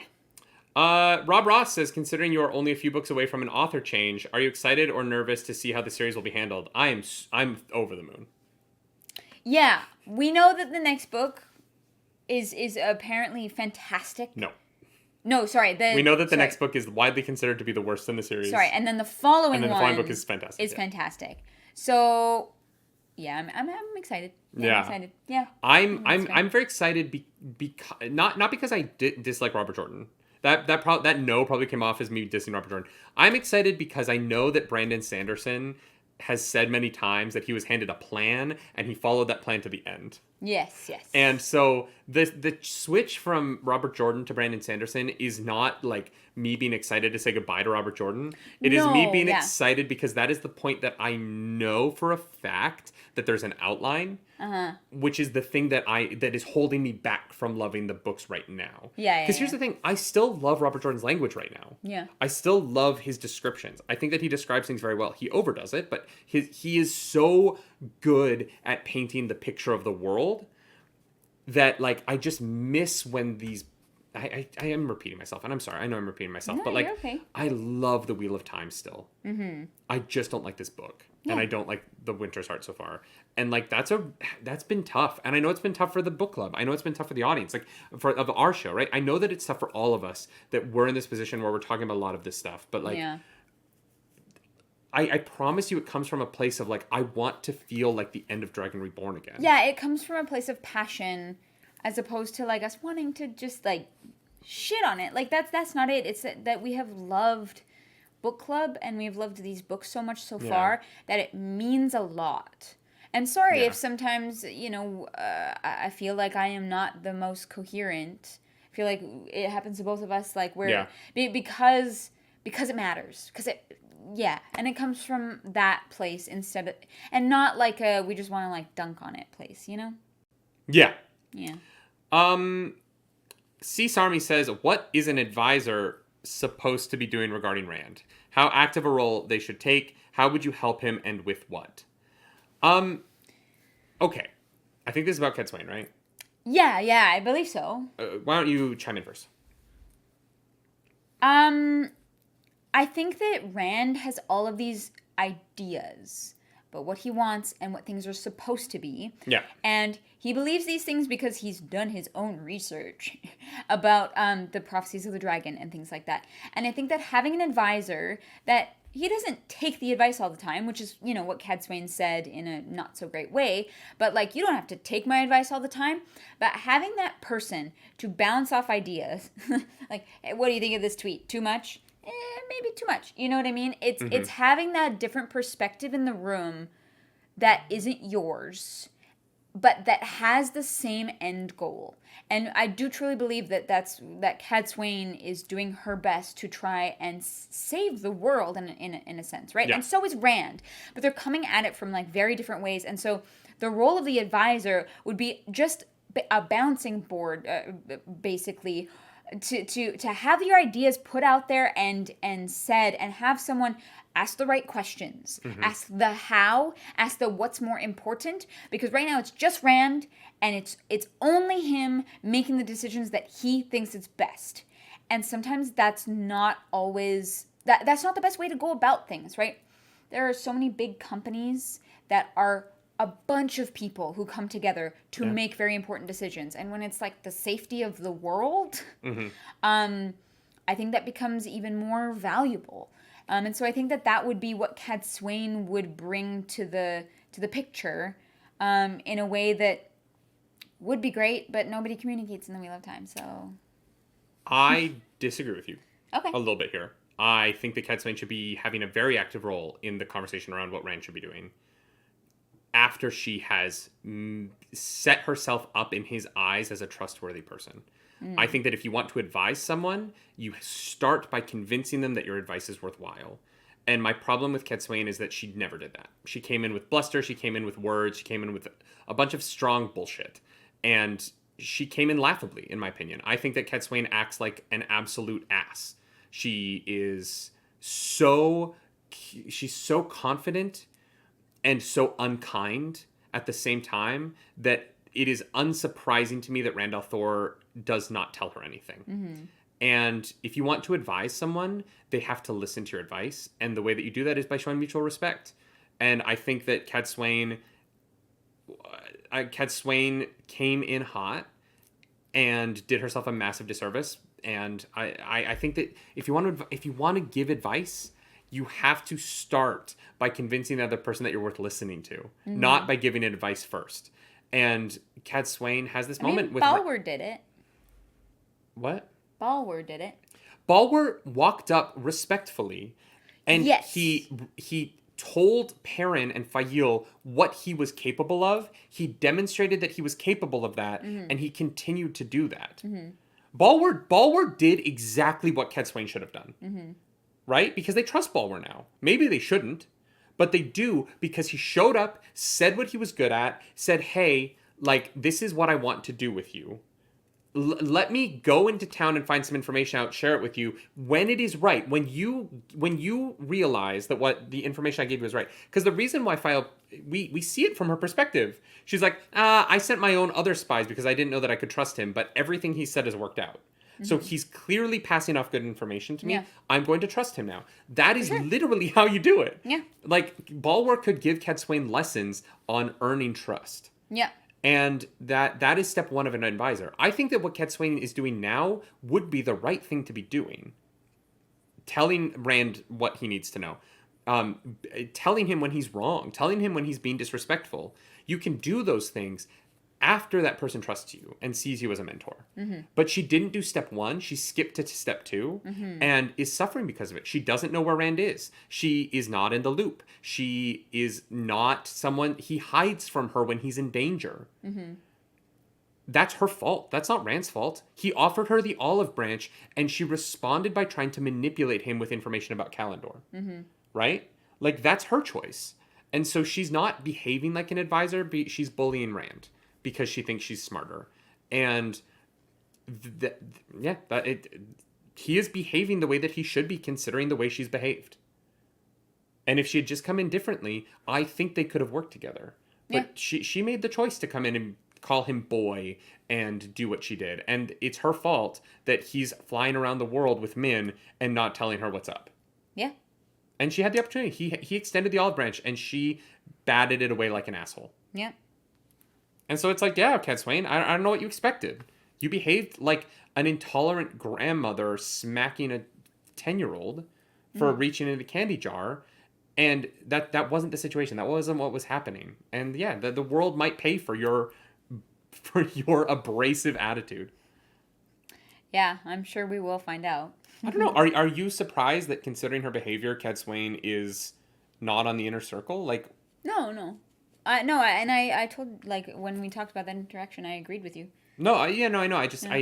It's weird because people keep being like, well, no, but Cadsuane's right. And I'm like, but it's not about being right here. It's about earning trust. It's about...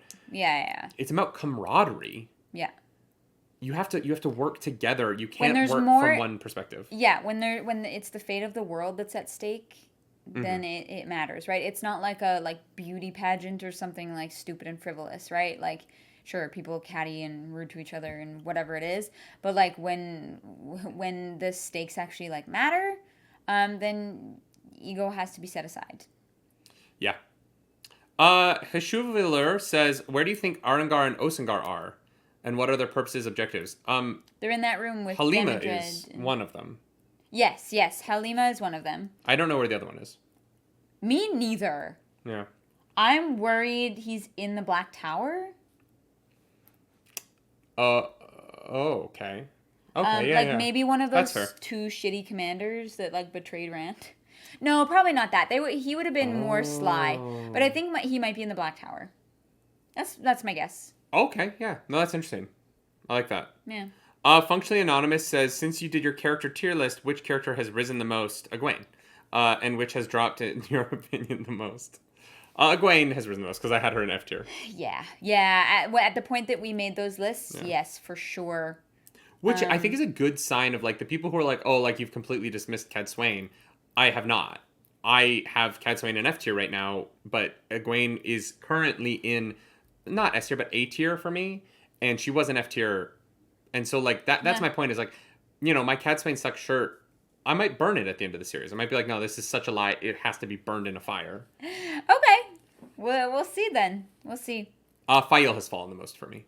Yeah, and Berlain. I don't remember where I put Berlain, but Berlain is in like... I don't remember where I put her either. She's fucking terrible.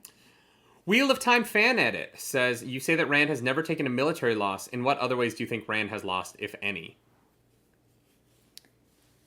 I stand by he has not taken a military loss. Yeah, he's never walked away like the loser. Yeah. He has lost things, but... people have died, but like that's... but that's kind of just war, so... I mean, he's lost trust, I think, but we don't know because we never saw those characters again. Well, no, and it goes to what Cadsuane and Soralia were talking about. Rand has lost the like humanity a little bit in himself, and but the problem with that is that yes, kind of, but we follow up his fight with the Sanshin with his interaction with Min. Which then so is their human, and no, you're right. And like they have sex, like and it's only like sometimes. It's tough because I keep I was like, how could he get any sadder? And then he shows up to Min and he's kind of okay. Yeah, he's fine. He's way better than he should be in that interaction, given what just happened. And so I don't really know. Like I feel like his losses.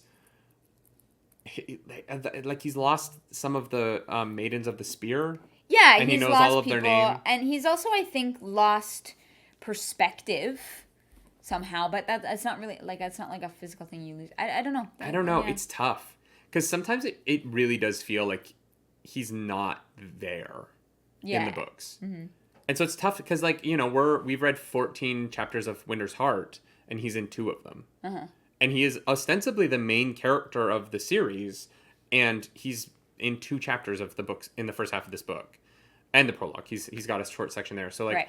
Sometimes I feel like I don't even know what's going on with him. He just kind of like shows up to do things and then leaves, and we don't really get the like fallout of his actions very much anymore. And I don't know. Yeah.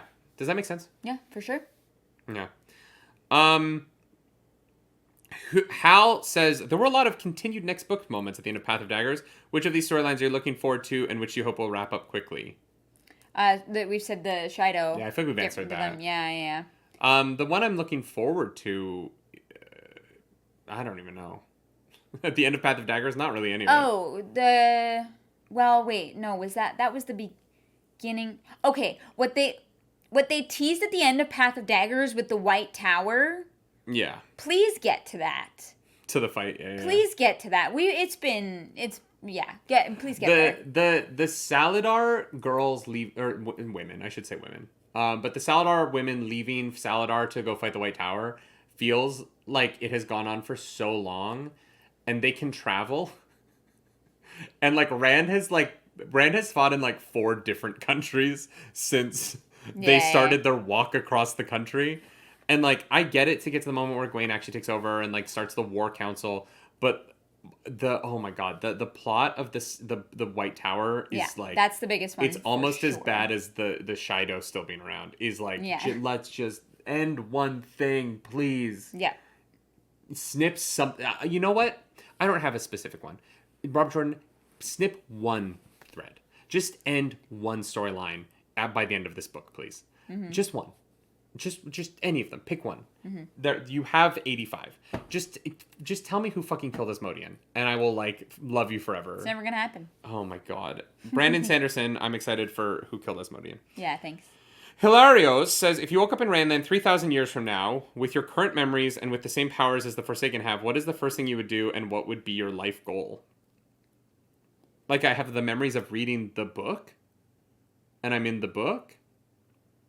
I would travel, and I would gather everyone, and I'd be like, this is the plot? Halima is Arangar. I don't understand. 3,000 years from now, like...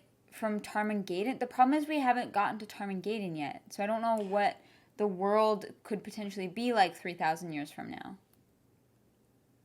I mean, I would be a man who can channel, so I'd have to, like, fight the Aes Sedai. Well, no, they might cure the taint. We don't know yet. No, but 3,000 years from now is, like, the beginning of the series. Like, if we, like, teleported to the beginning of the series, but with our knowledge of the series thus far. Oh, because this is a sci-fi and not a fantasy. Maybe. So Halima, bad, very bad. Here's the thing, y'all. I'm not a good person. I would start killing people secretly really fast. Why? To save people. Padden Fane, dead. Like you were. Like if you teleported me to like a week before the book started, I'm going in there hot. And like Padden Fane, you're done. Yeah, before he gets the dagger.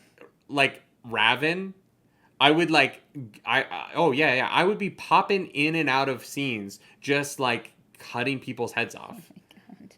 What? Yeah. We're fighting the devil. Yeah. We're literally no fighting time to fuck around. The devil. Yeah. I don't have time to chase the Shido across Franland. Yeah. I'm popping into the Sanchin land. Kill Couladin before he can even. Yeah. Yeah. I am like.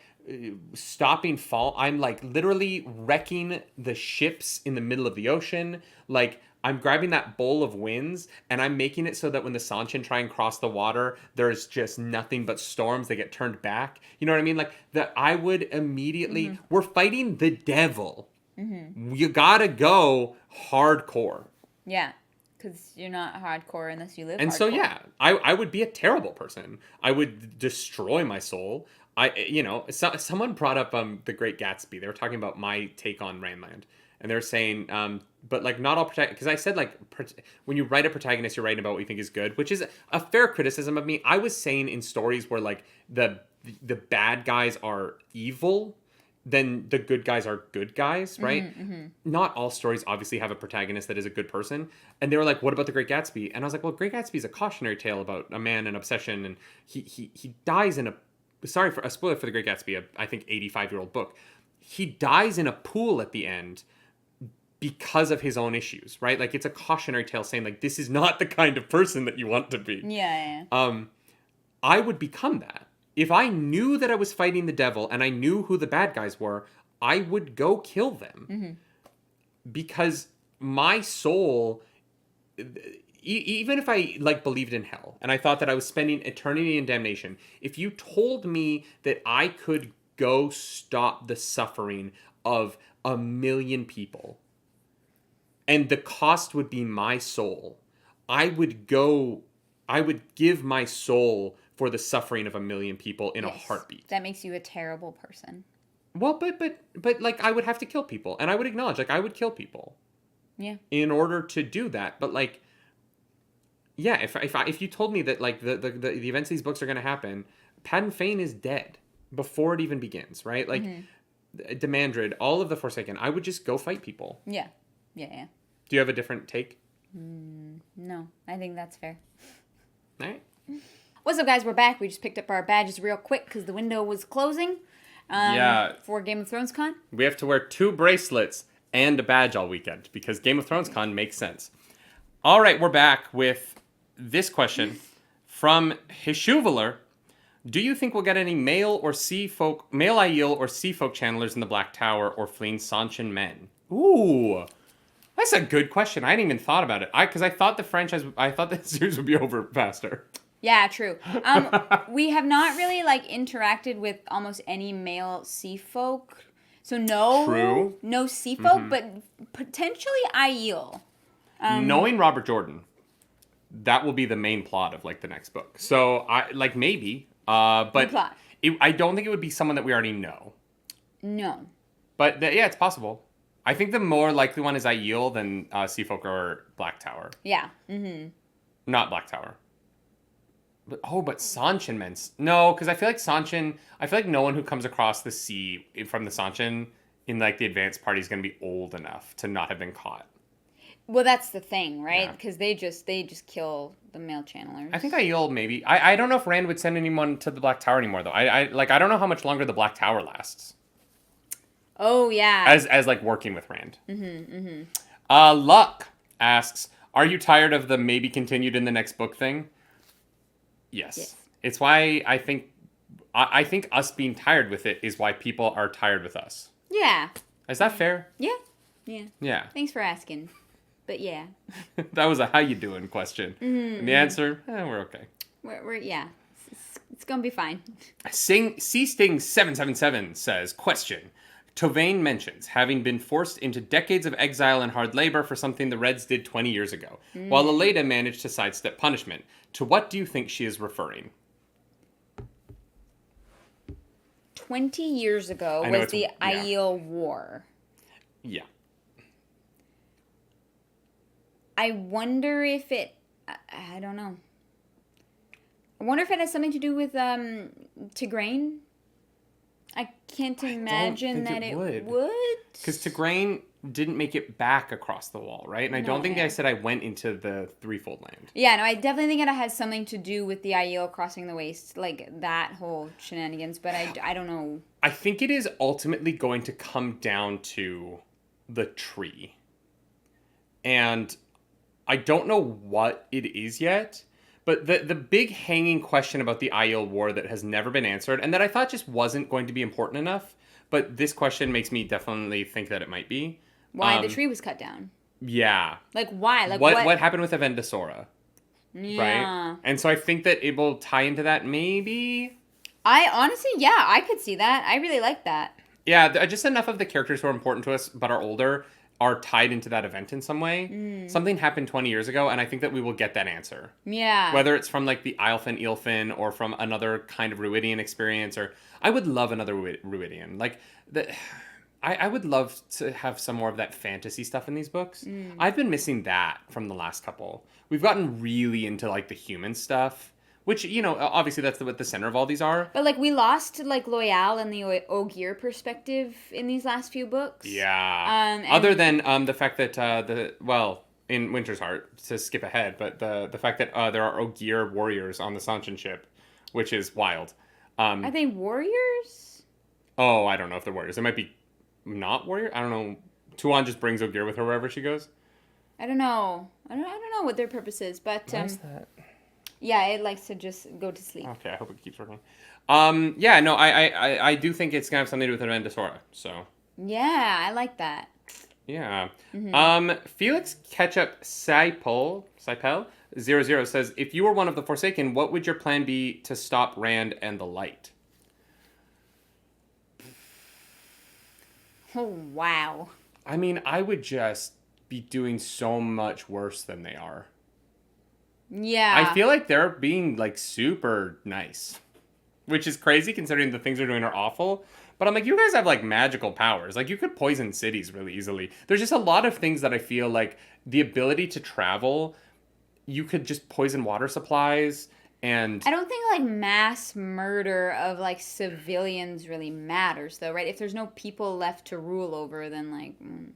No, but, like, I'm not saying that you kill everyone, but I'm saying, like, poison the water supply in Kyrian. If overnight you poison the water supply in Kyrian, Ilion, and Caemlyn, and every single kingdom that the Dragon Reborn holds... Here's the thing. What they're not doing enough, in my opinion, is sowing the discord of people's predetermined hatred of the Dragon Reborn. And, like, if I was the Forsaken, I would be setting up everything to make it seem like everywhere he goes, the land dies. So that the people turn on him. So no one wants to work with him because every major city he holds is the water supply is poisoned. As if he is a cancer on the land. So that there is no question in any of their eyes, hearts, or minds that he is bad where he is. Yeah. And I would just have everybody turn on him by anywhere I hear he's in charge. I would just poison the water supply. I would salt the earth of the fields. And not in the places that he isn't. Only where he is, right? Yeah. And kind of like drive him away from any sort of support. Yeah. And I feel like they've been so, like, even Ishamael's like the behind the scenes guy, but they've been so upfront about how they fight him. And, like, there's so many ways that you could just, because they can travel and because they know all these technologies that, like, no one else would know, you could do things that no one would even be able to tie back to you. Yeah. Yeah, that's fair. I don't see I'm really bad at, like, chess. So I don't think I would be, like, good at this kind of thing. Like, Fair. Yeah. I'm not very good at, like I like strategic video games, but in terms of, like, what that means for, like, real life, I don't think that's my strong suit. Yeah, no, that's fair. Yeah, I don't know. I feel like my brain doesn't really work well that way. Yeah, but that's just me. No, that's fair. Yeah. If I was Morden or not Morden, who was Demandred, who sent the Shido around? Yeah. I would have dropped them in the middle of Caemlyn. Just unleash them as a nightmare on Caemlyn. Yeah. Right? Just like make it as like more chaotic. It's weirdly like sometimes I'm almost like they're weirdly just kind of like sitting back. Well, I also like wonder like what they're allowed to do, you know? They're not really they can like plot and scheme, but they can't overstep, right? Yeah, and I think that's part of the reason why it's tough because we don't really know what the rules are for them. Yeah. And so, like, if I were to do it, I would want to do it my way, and I don't know that the Dark One would want me to do it my way. You know what I mean? Yeah, fair. Yeah, I think, like, definitely, like, just making it so hard for him to be anywhere without people thinking that him being there is the problem would be my number one thing. Yeah, that makes sense. Which makes me think, like, maybe I'm evil. Maybe I'm the problem. Father Jerusalem, we have 2 more questions. Father Jerusalem asks if you... Oh, no, wait, I just read that one. We have 1 more question. It's the final question. The final question. No, wait. No, there are 2 questions. I can't. Guys, I'm so dyslexic. You're fine. Father Jerusalem asks, if you were one of the Forsaken, would you go boxers, briefs, or free ball it? I'm a boxer brief guy. I like my MeUndies. We are not sponsored by MeUndies yet. One day. But I wear MeUndies every day. I replaced all of my underwear with MeUndies. This is the freest ad you'll ever get, but it's also just 100% true. I think MeUndies are the best underwear in the world. I don't know what micromodal fabric is, but it feels good on my taint so that I don't feel the dark one's taint. Wow, that's what a plug. That's the kind of ad that you could get if you gave us money. MeUndies. Yeah, someone send this to MeUndies. I Please don't actually send that to MeUndies, just in case Art. Why not? It's great advertisement. All right, we'll see how that goes. I don't know, because I don't know what it feels like to, like, have a penis. So I don't really know how those shapes would feel on my body. Okay, fair.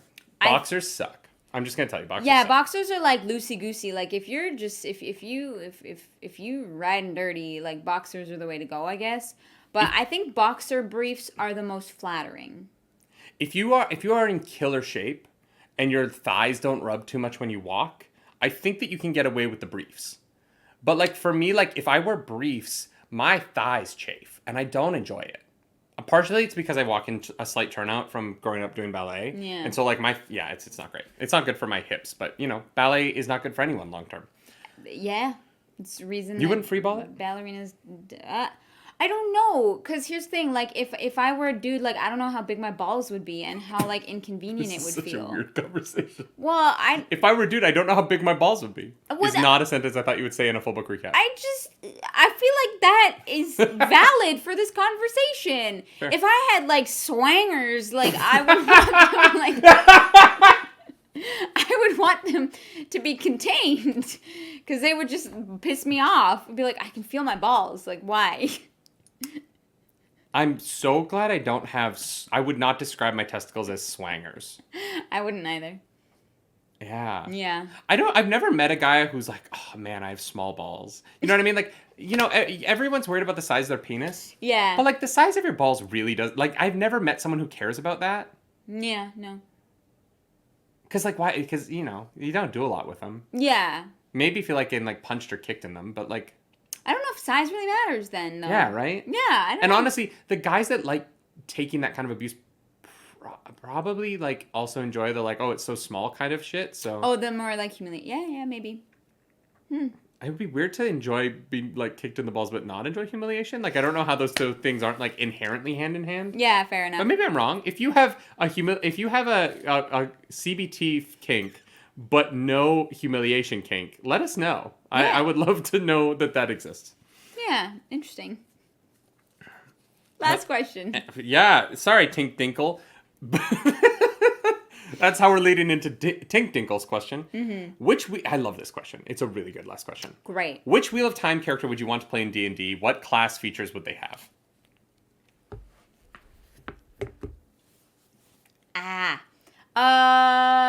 Oh man.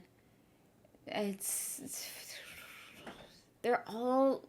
would all be like really interesting. Although most of the channelers I feel like are similarly, I would say like honestly wizards, because you have to like learn the weave. You're a wizard, Harry. You don't just like there's no like, well actually maybe like Moradin would technically be a warlock.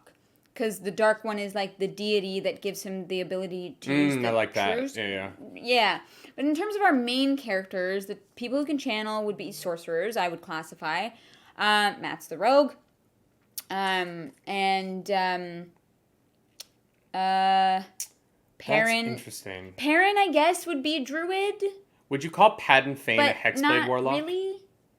Oh, my God. Yeah, sure. Perrin is like druid fighter, weirdly. Like, the whole, like, communicating with animals feels very druid. Why is that weird? I like druid fighter for Perrin. No, but I'm saying it's not, like, exclusive to being a druid. Yeah, but it's not, like, a ability to communicate with animals. He is genetically it's like an linked inherent to animals, which screams druid to me. Yeah, like, the other people can cast, like, talk with animals briefly, but he doesn't... it's not even that he can talk to wolves, right? It is that he, like, on a spiritual level is emotionally and intellectually and, like, metaphysically connected to them, which now, just doesn't feel like a spell. Yeah, now druids can cast, so obviously that's the one bit that, like, doesn't work, really. Mm-hmm. Right? Like, that, there's not gonna be, like, a perfect thing. Actually... all of the Two Rivers people are, like, multi-class rangers. No, yeah, he'd be, like, a ranger / fighter, or not paladin. He's not, like, a religious... there's no religious idol involved. Hopper could be his god. Could be. Yeah. Mad is a rogue. Rand is... I think I would play Perrin. BBEG. I think I'd play Perrin because it'd be the most interesting. Like, how to get that multi-class right to fit the character the most. And I think that would be the most interesting part for me. I'd play Tom. I really like the idea of playing, like, a... I thought he said, like, the main... It doesn't matter, but... because Tom Merlin's a main character to me. All right. He's from he left Emmons Field with them. Fair enough. You know what I mean? He's had some sidetracks, but so has Matt and Perrin. Mm-hmm. Yeah.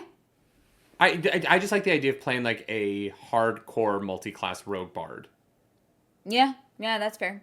Especially with his, like, I would find playing the, like, if I had a really good DM who could do really good political scheming sessions, I would find the, like, playing that really fun. Yeah. I just find Tom's place in the world. Tom Merlin might, like, if I really sat down and think about it, Tom Merlin might be my favorite character in this series. Yeah.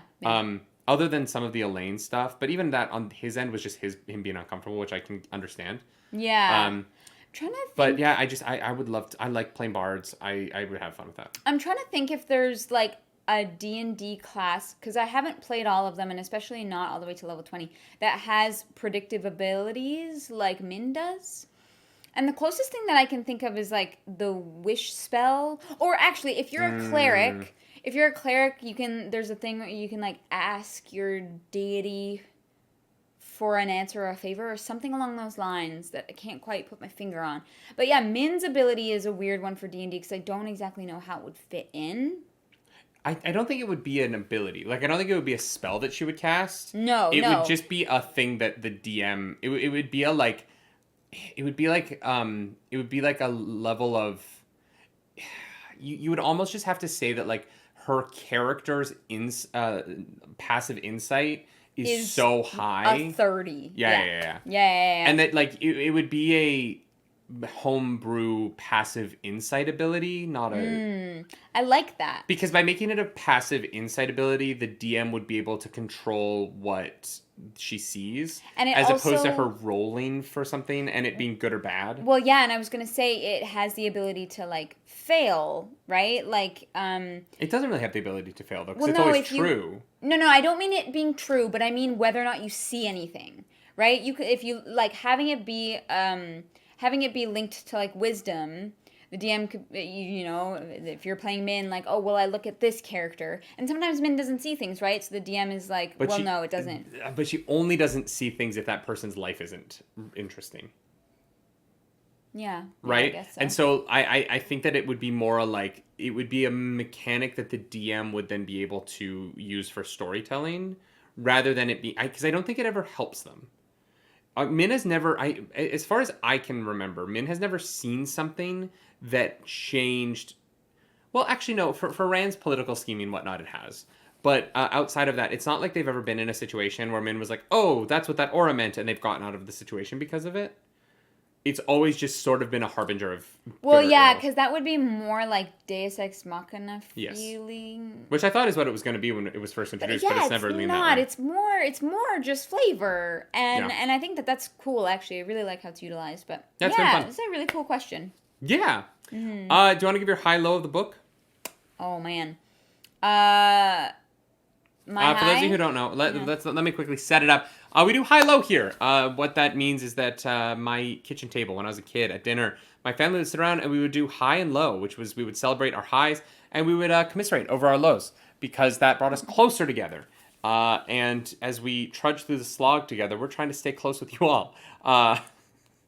And so she's going to give her high, I'm going to do my low, then her low, then my high, so that we complement sandwich this biche. Clarus, what is your high for the entirety of the Path of Daggers? Well, I think actually, because of one of the questions that we answered. What would we do without you, chat?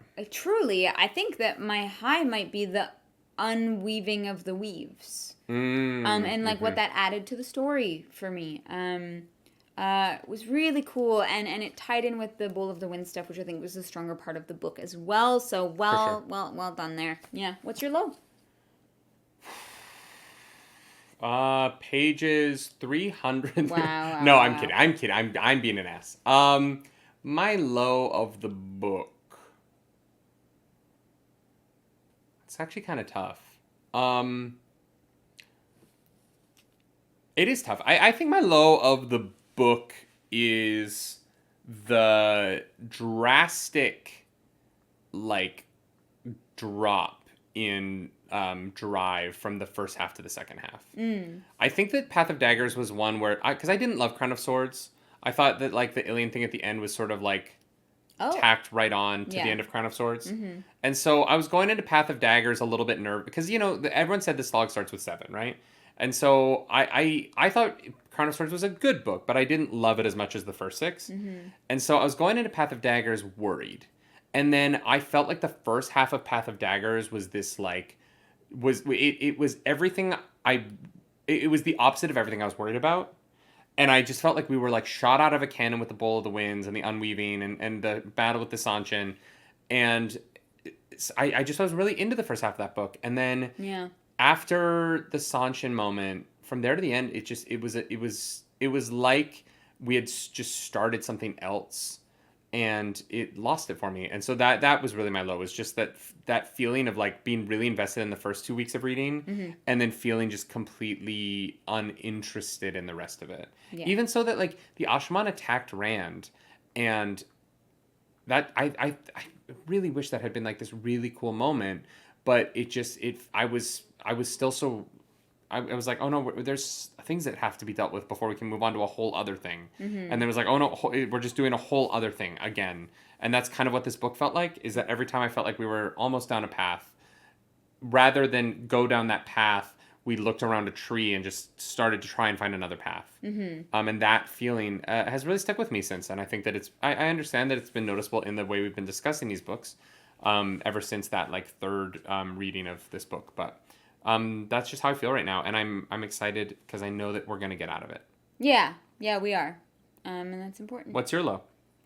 My low is the very end, when it's really? when they're like, oh, and then the White Tower.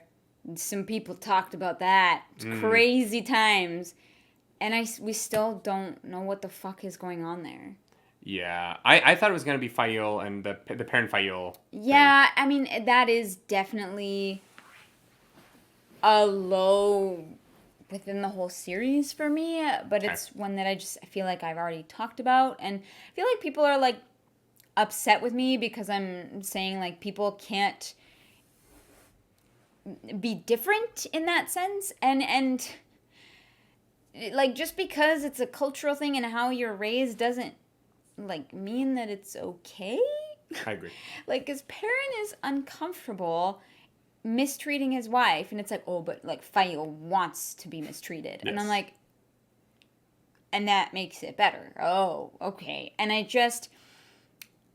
don't like it. I think that we could have talked about unlearning like generational behaviors and what's acceptable, and we're not doing that. So I was like, whatever, I've talked about that one before, but yeah, ending the book in such a way where it's like, yeah, some stuff happened. Well, like, and the stuff that happened is, and the White Tower was, the people came and they beat back Aleda, and like, that's not what happened. And so it's just like this weird, like, why that final chapter is very weird. Yeah, it's very strange. Very weird to me. I really don't like that was the final note. But that chapter being like the war happened at the White Tower, and then we know from the prologue that it didn't, is so strange. It's so I don't get it. What's your high? That's also tough, but it's because the first half of this book had like really wonderful things. Yeah. Right? With so much of it. The escape, the kinswoman's farm, meeting Elise, her and Nynaeve. I actually really like Nynaeve meeting Elise and kind of... I'm really hoping that Elise shows Nynaeve the things about her that she doesn't like. I'm hoping that Nynaeve eventually will see that mirror and be like, oh my god, this is how people see me. Mm-hmm. I'm waiting for that. But I'm going to go with the Aviendha, Elaine, Nynaeve team up. No, sorry. Aviendha, Brigitte, Elaine yeah. team up. Nynaeve is ridden away with everyone. The kinswomen are over the hill.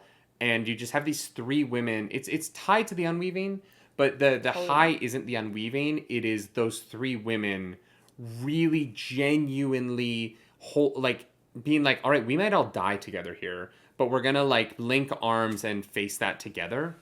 And it's not surprising that since that moment, the Elaine storyline I think has been my favorite, and I'm really enjoying that more than a lot of the other stuff that's going on.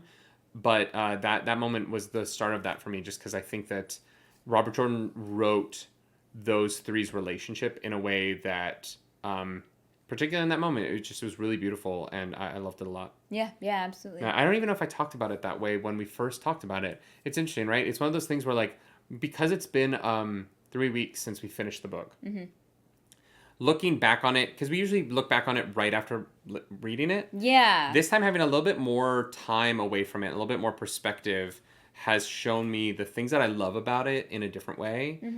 And it's also colored the things I dislike in their own ways, right? But really just Elaine, Aviendha, and Nynaeve, and Brigitte's relationship, especially going into like the prologue of Winter's Heart. Yeah. Yep. You know, like 1000%. That relationship is so cool, and I love it. And I'm just curious where it's going to keep going from here. Yeah. Yeah, totally. Yeah. All right, before we get out of here, it's time to tell you about Billy Zane. Oh, gosh. Yeah. So we were at LA Comic Con last weekend, and this video happened. Yeah. Oh, here you go. This video happened.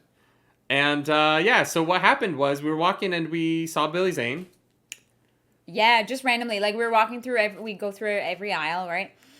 And they were just like, this is Billy Zane. Like, yeah. What? I was like, guys, it's Ishamael. Yeah. Well, and it's a con, so he was charging for, like, autographs and selfies and stuff. And I was like, I went up to I don't want to say handler in a bad way, but that's his handler. Yeah. So I didn't want to ask him first, right? Because he was talking with someone, and so I went to his handler, and I was like, hey, do you think that if I paid the, like, selfie price, Billy Zane would do a TikTok with me? And she was like, I don't know, but you should ask him, right? Like, it's up to him. Yeah. We don't have, like, a video price, like, anything like that. And so I turned to him, and I was like, he finished his conversation with the other person, and I was like, hi. And he was like, hello. And I was like, so here's the thing. We do a Wheel of Time book club, and we loved The Winter Dragon so much. We watched it. We have a whole thing about it on YouTube. We would... I think my first question was like, do you remember working on it? And he was like, oh, yeah, it's the reason that they kept the rights for so long. Yeah. And I was like, oh my God, okay. Yeah, no, he remembered. Yeah, and I was like, so would you do a TikTok with me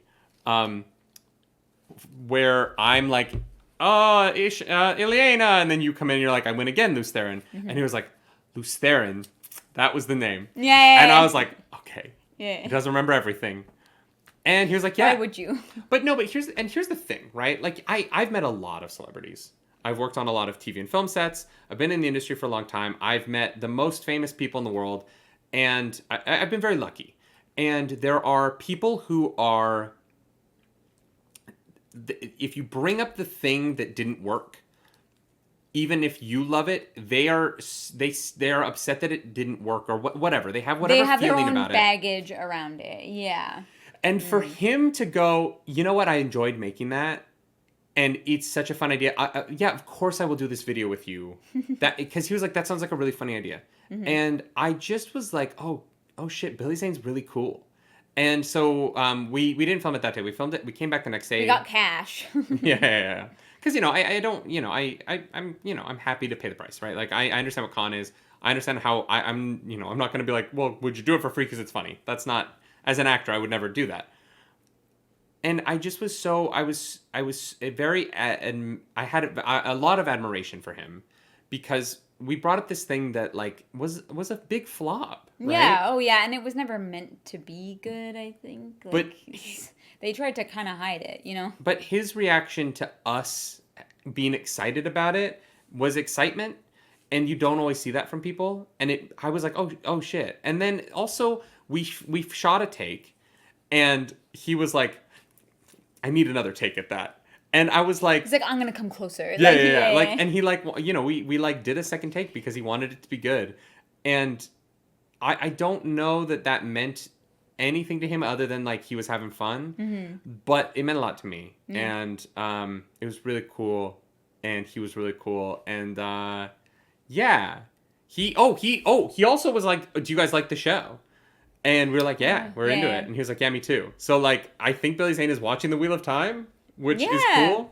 I mean, yeah, I can't say I like know him well, so I don't know what his tastes in like shows and movies and stuff are, but it's cool that like he was like, he's like, oh yeah, the show, like he just kind of like knew what was going on, you know. Some actors will take a job and it's just the job, right? It's not about like there's not much like behind it, but he was really cool. I was just surprised. I was surprised. He was genuinely, and we saw him interact with a few other people, people in front of us, and both days, and you know, we were waiting our turn to talk to him, and he was just really like, some people at con are like, sign, thanks so much, it's nice to meet you, and walk away, and he was just like, hey, like really engaging with people, and I was like, damn. If I ever get really famous, I gotta be like Billy Zane. Yeah. And I never would have thought I would say that because he plays really intense people, and he's so good at intensity on screen, and he's like a little scary. But in person, man, I was like, dude, you're cool. Yeah, it was rad. Yeah, I don't know. I wanted to tell the story of it because like I wanted to, you know, blow smoke up his ass. No, it's nice. You know, it's supposed to be like, yeah, he was so good in a thing. It's like, no, like I met him and he was just down to make this happen, and that's cool. You know? And he was just kind and really very, very warm. And Comic-Con can be a tough place for celebrities. It's a lot. It can be very transactional. And people like him who are able to make that 5 minutes that you spend talking with them, or even less, feel like a real interaction. And that they're there with you when you're talking to them. That's a skill. It's tough. Yeah, totally. And he's really good at it. Because I was like, are we friends? And I know we're not, but like he was so just vivacious with me. Yeah. That I was like, I think Billy Zane and I just became best friends. And we just become best friends? I'm aware we didn't. No. It's just a commentary on his warmth. Yeah. Yeah, it was really nice. It was cool. Cool experience for sure. Yeah. And I loved his face when we were like, The Wheel of Time, and he was like, yeah. Sorry, let me, yeah. Remember that. Oh, boy. You don't want to talk about the Titanic or the Phantom or... We're at Comic-Con, I was in a superhero thing. Yeah. I know. It's probably like, wow, no one else has brought that up. All right. Before we do some Smut Corner, we want to tell you that this podcast is brought to you by Audible. I'm sure Billy Zane has read an audiobook, so go find that one, because I like the guy. And I want him to succeed now that I've met him and he was really cool to me. I'm like that with celebrities. If I meet you and you're like cool, I'm like very invested in your career from now on. Yeah, let's go. Like, how are we getting Billy Zane in the Wheel of Time TV show? If you want to follow us around the internet, I'm at Nerdy Nightly. I'm at Claris Polaris. Oh, that was audibletrial.com/Nerdy Nightly. And if you don't want to follow us around the internet, do it anyway, because, like and subscribe to the channel, hit the dislike button. Why not? Leave mean comments down below, because the algorithm goddess is hungry. We must feed her. And this episode, that goddess is Billy Zane. Let's go. Clarus, add some smut into the book. Path of Daggers. I really think it was a missed opportunity for Robert Jordan to, not have the Windfinder and Ailil absolutely just go into town when Rand broke into the room. They're just full on 69. Yeah. They're like, oh, I thought I heard something. Yeah. Oh wow. Missed opportunity, Robert Jordan. Come on, don't leave that to the imagination. I want to know. Can you show me? Oh wow. Yeah. You're welcome. Where would I... You know what? If I was gonna add a sex scene to this, and I was making the show, and I could have like a real sex scene, I would have the what are the Rockin' Riders? I would my version of the Wheel of Time, there would be a sex scene where two Rockin' Riders are rocking up in the sky. You know what I mean? Oh my god! Yeah. It's the one sex scene I always wanted from Game of Thrones was not Kit, but Jon Snow and Daenerys on the back having of sex dragon. on the back of a dragon. Oh my god, that just feels dangerous. That's what makes it incredible. I don't know. It's like the Mile High Club times 1,000,000. Yeah. That's fair. Yeah, we're rocking on the rockin'. Jesus Christ. Oh, and that's the end of the podcast, guys. We will be back next week. We're doing the third chunk of Winter's Heart. I don't know what the chapters are. They're posted places. Go read them there. And I'm very excited because Matt's back. So we're going to go catch up with Matt in Ebudar and see what he's been up to for the last, I don't know how long it's been. Hell yeah. But, a book and a bit. A book and a half. He was gone. Yeah. Our boy. Yeah. Our boy, Matt. We'll see you guys Friday. We'll be back home. And we will. Yeah, it'll be fun. Oh my gosh. Remember Toronto? I do. Yeah. Bye. Bye, guys.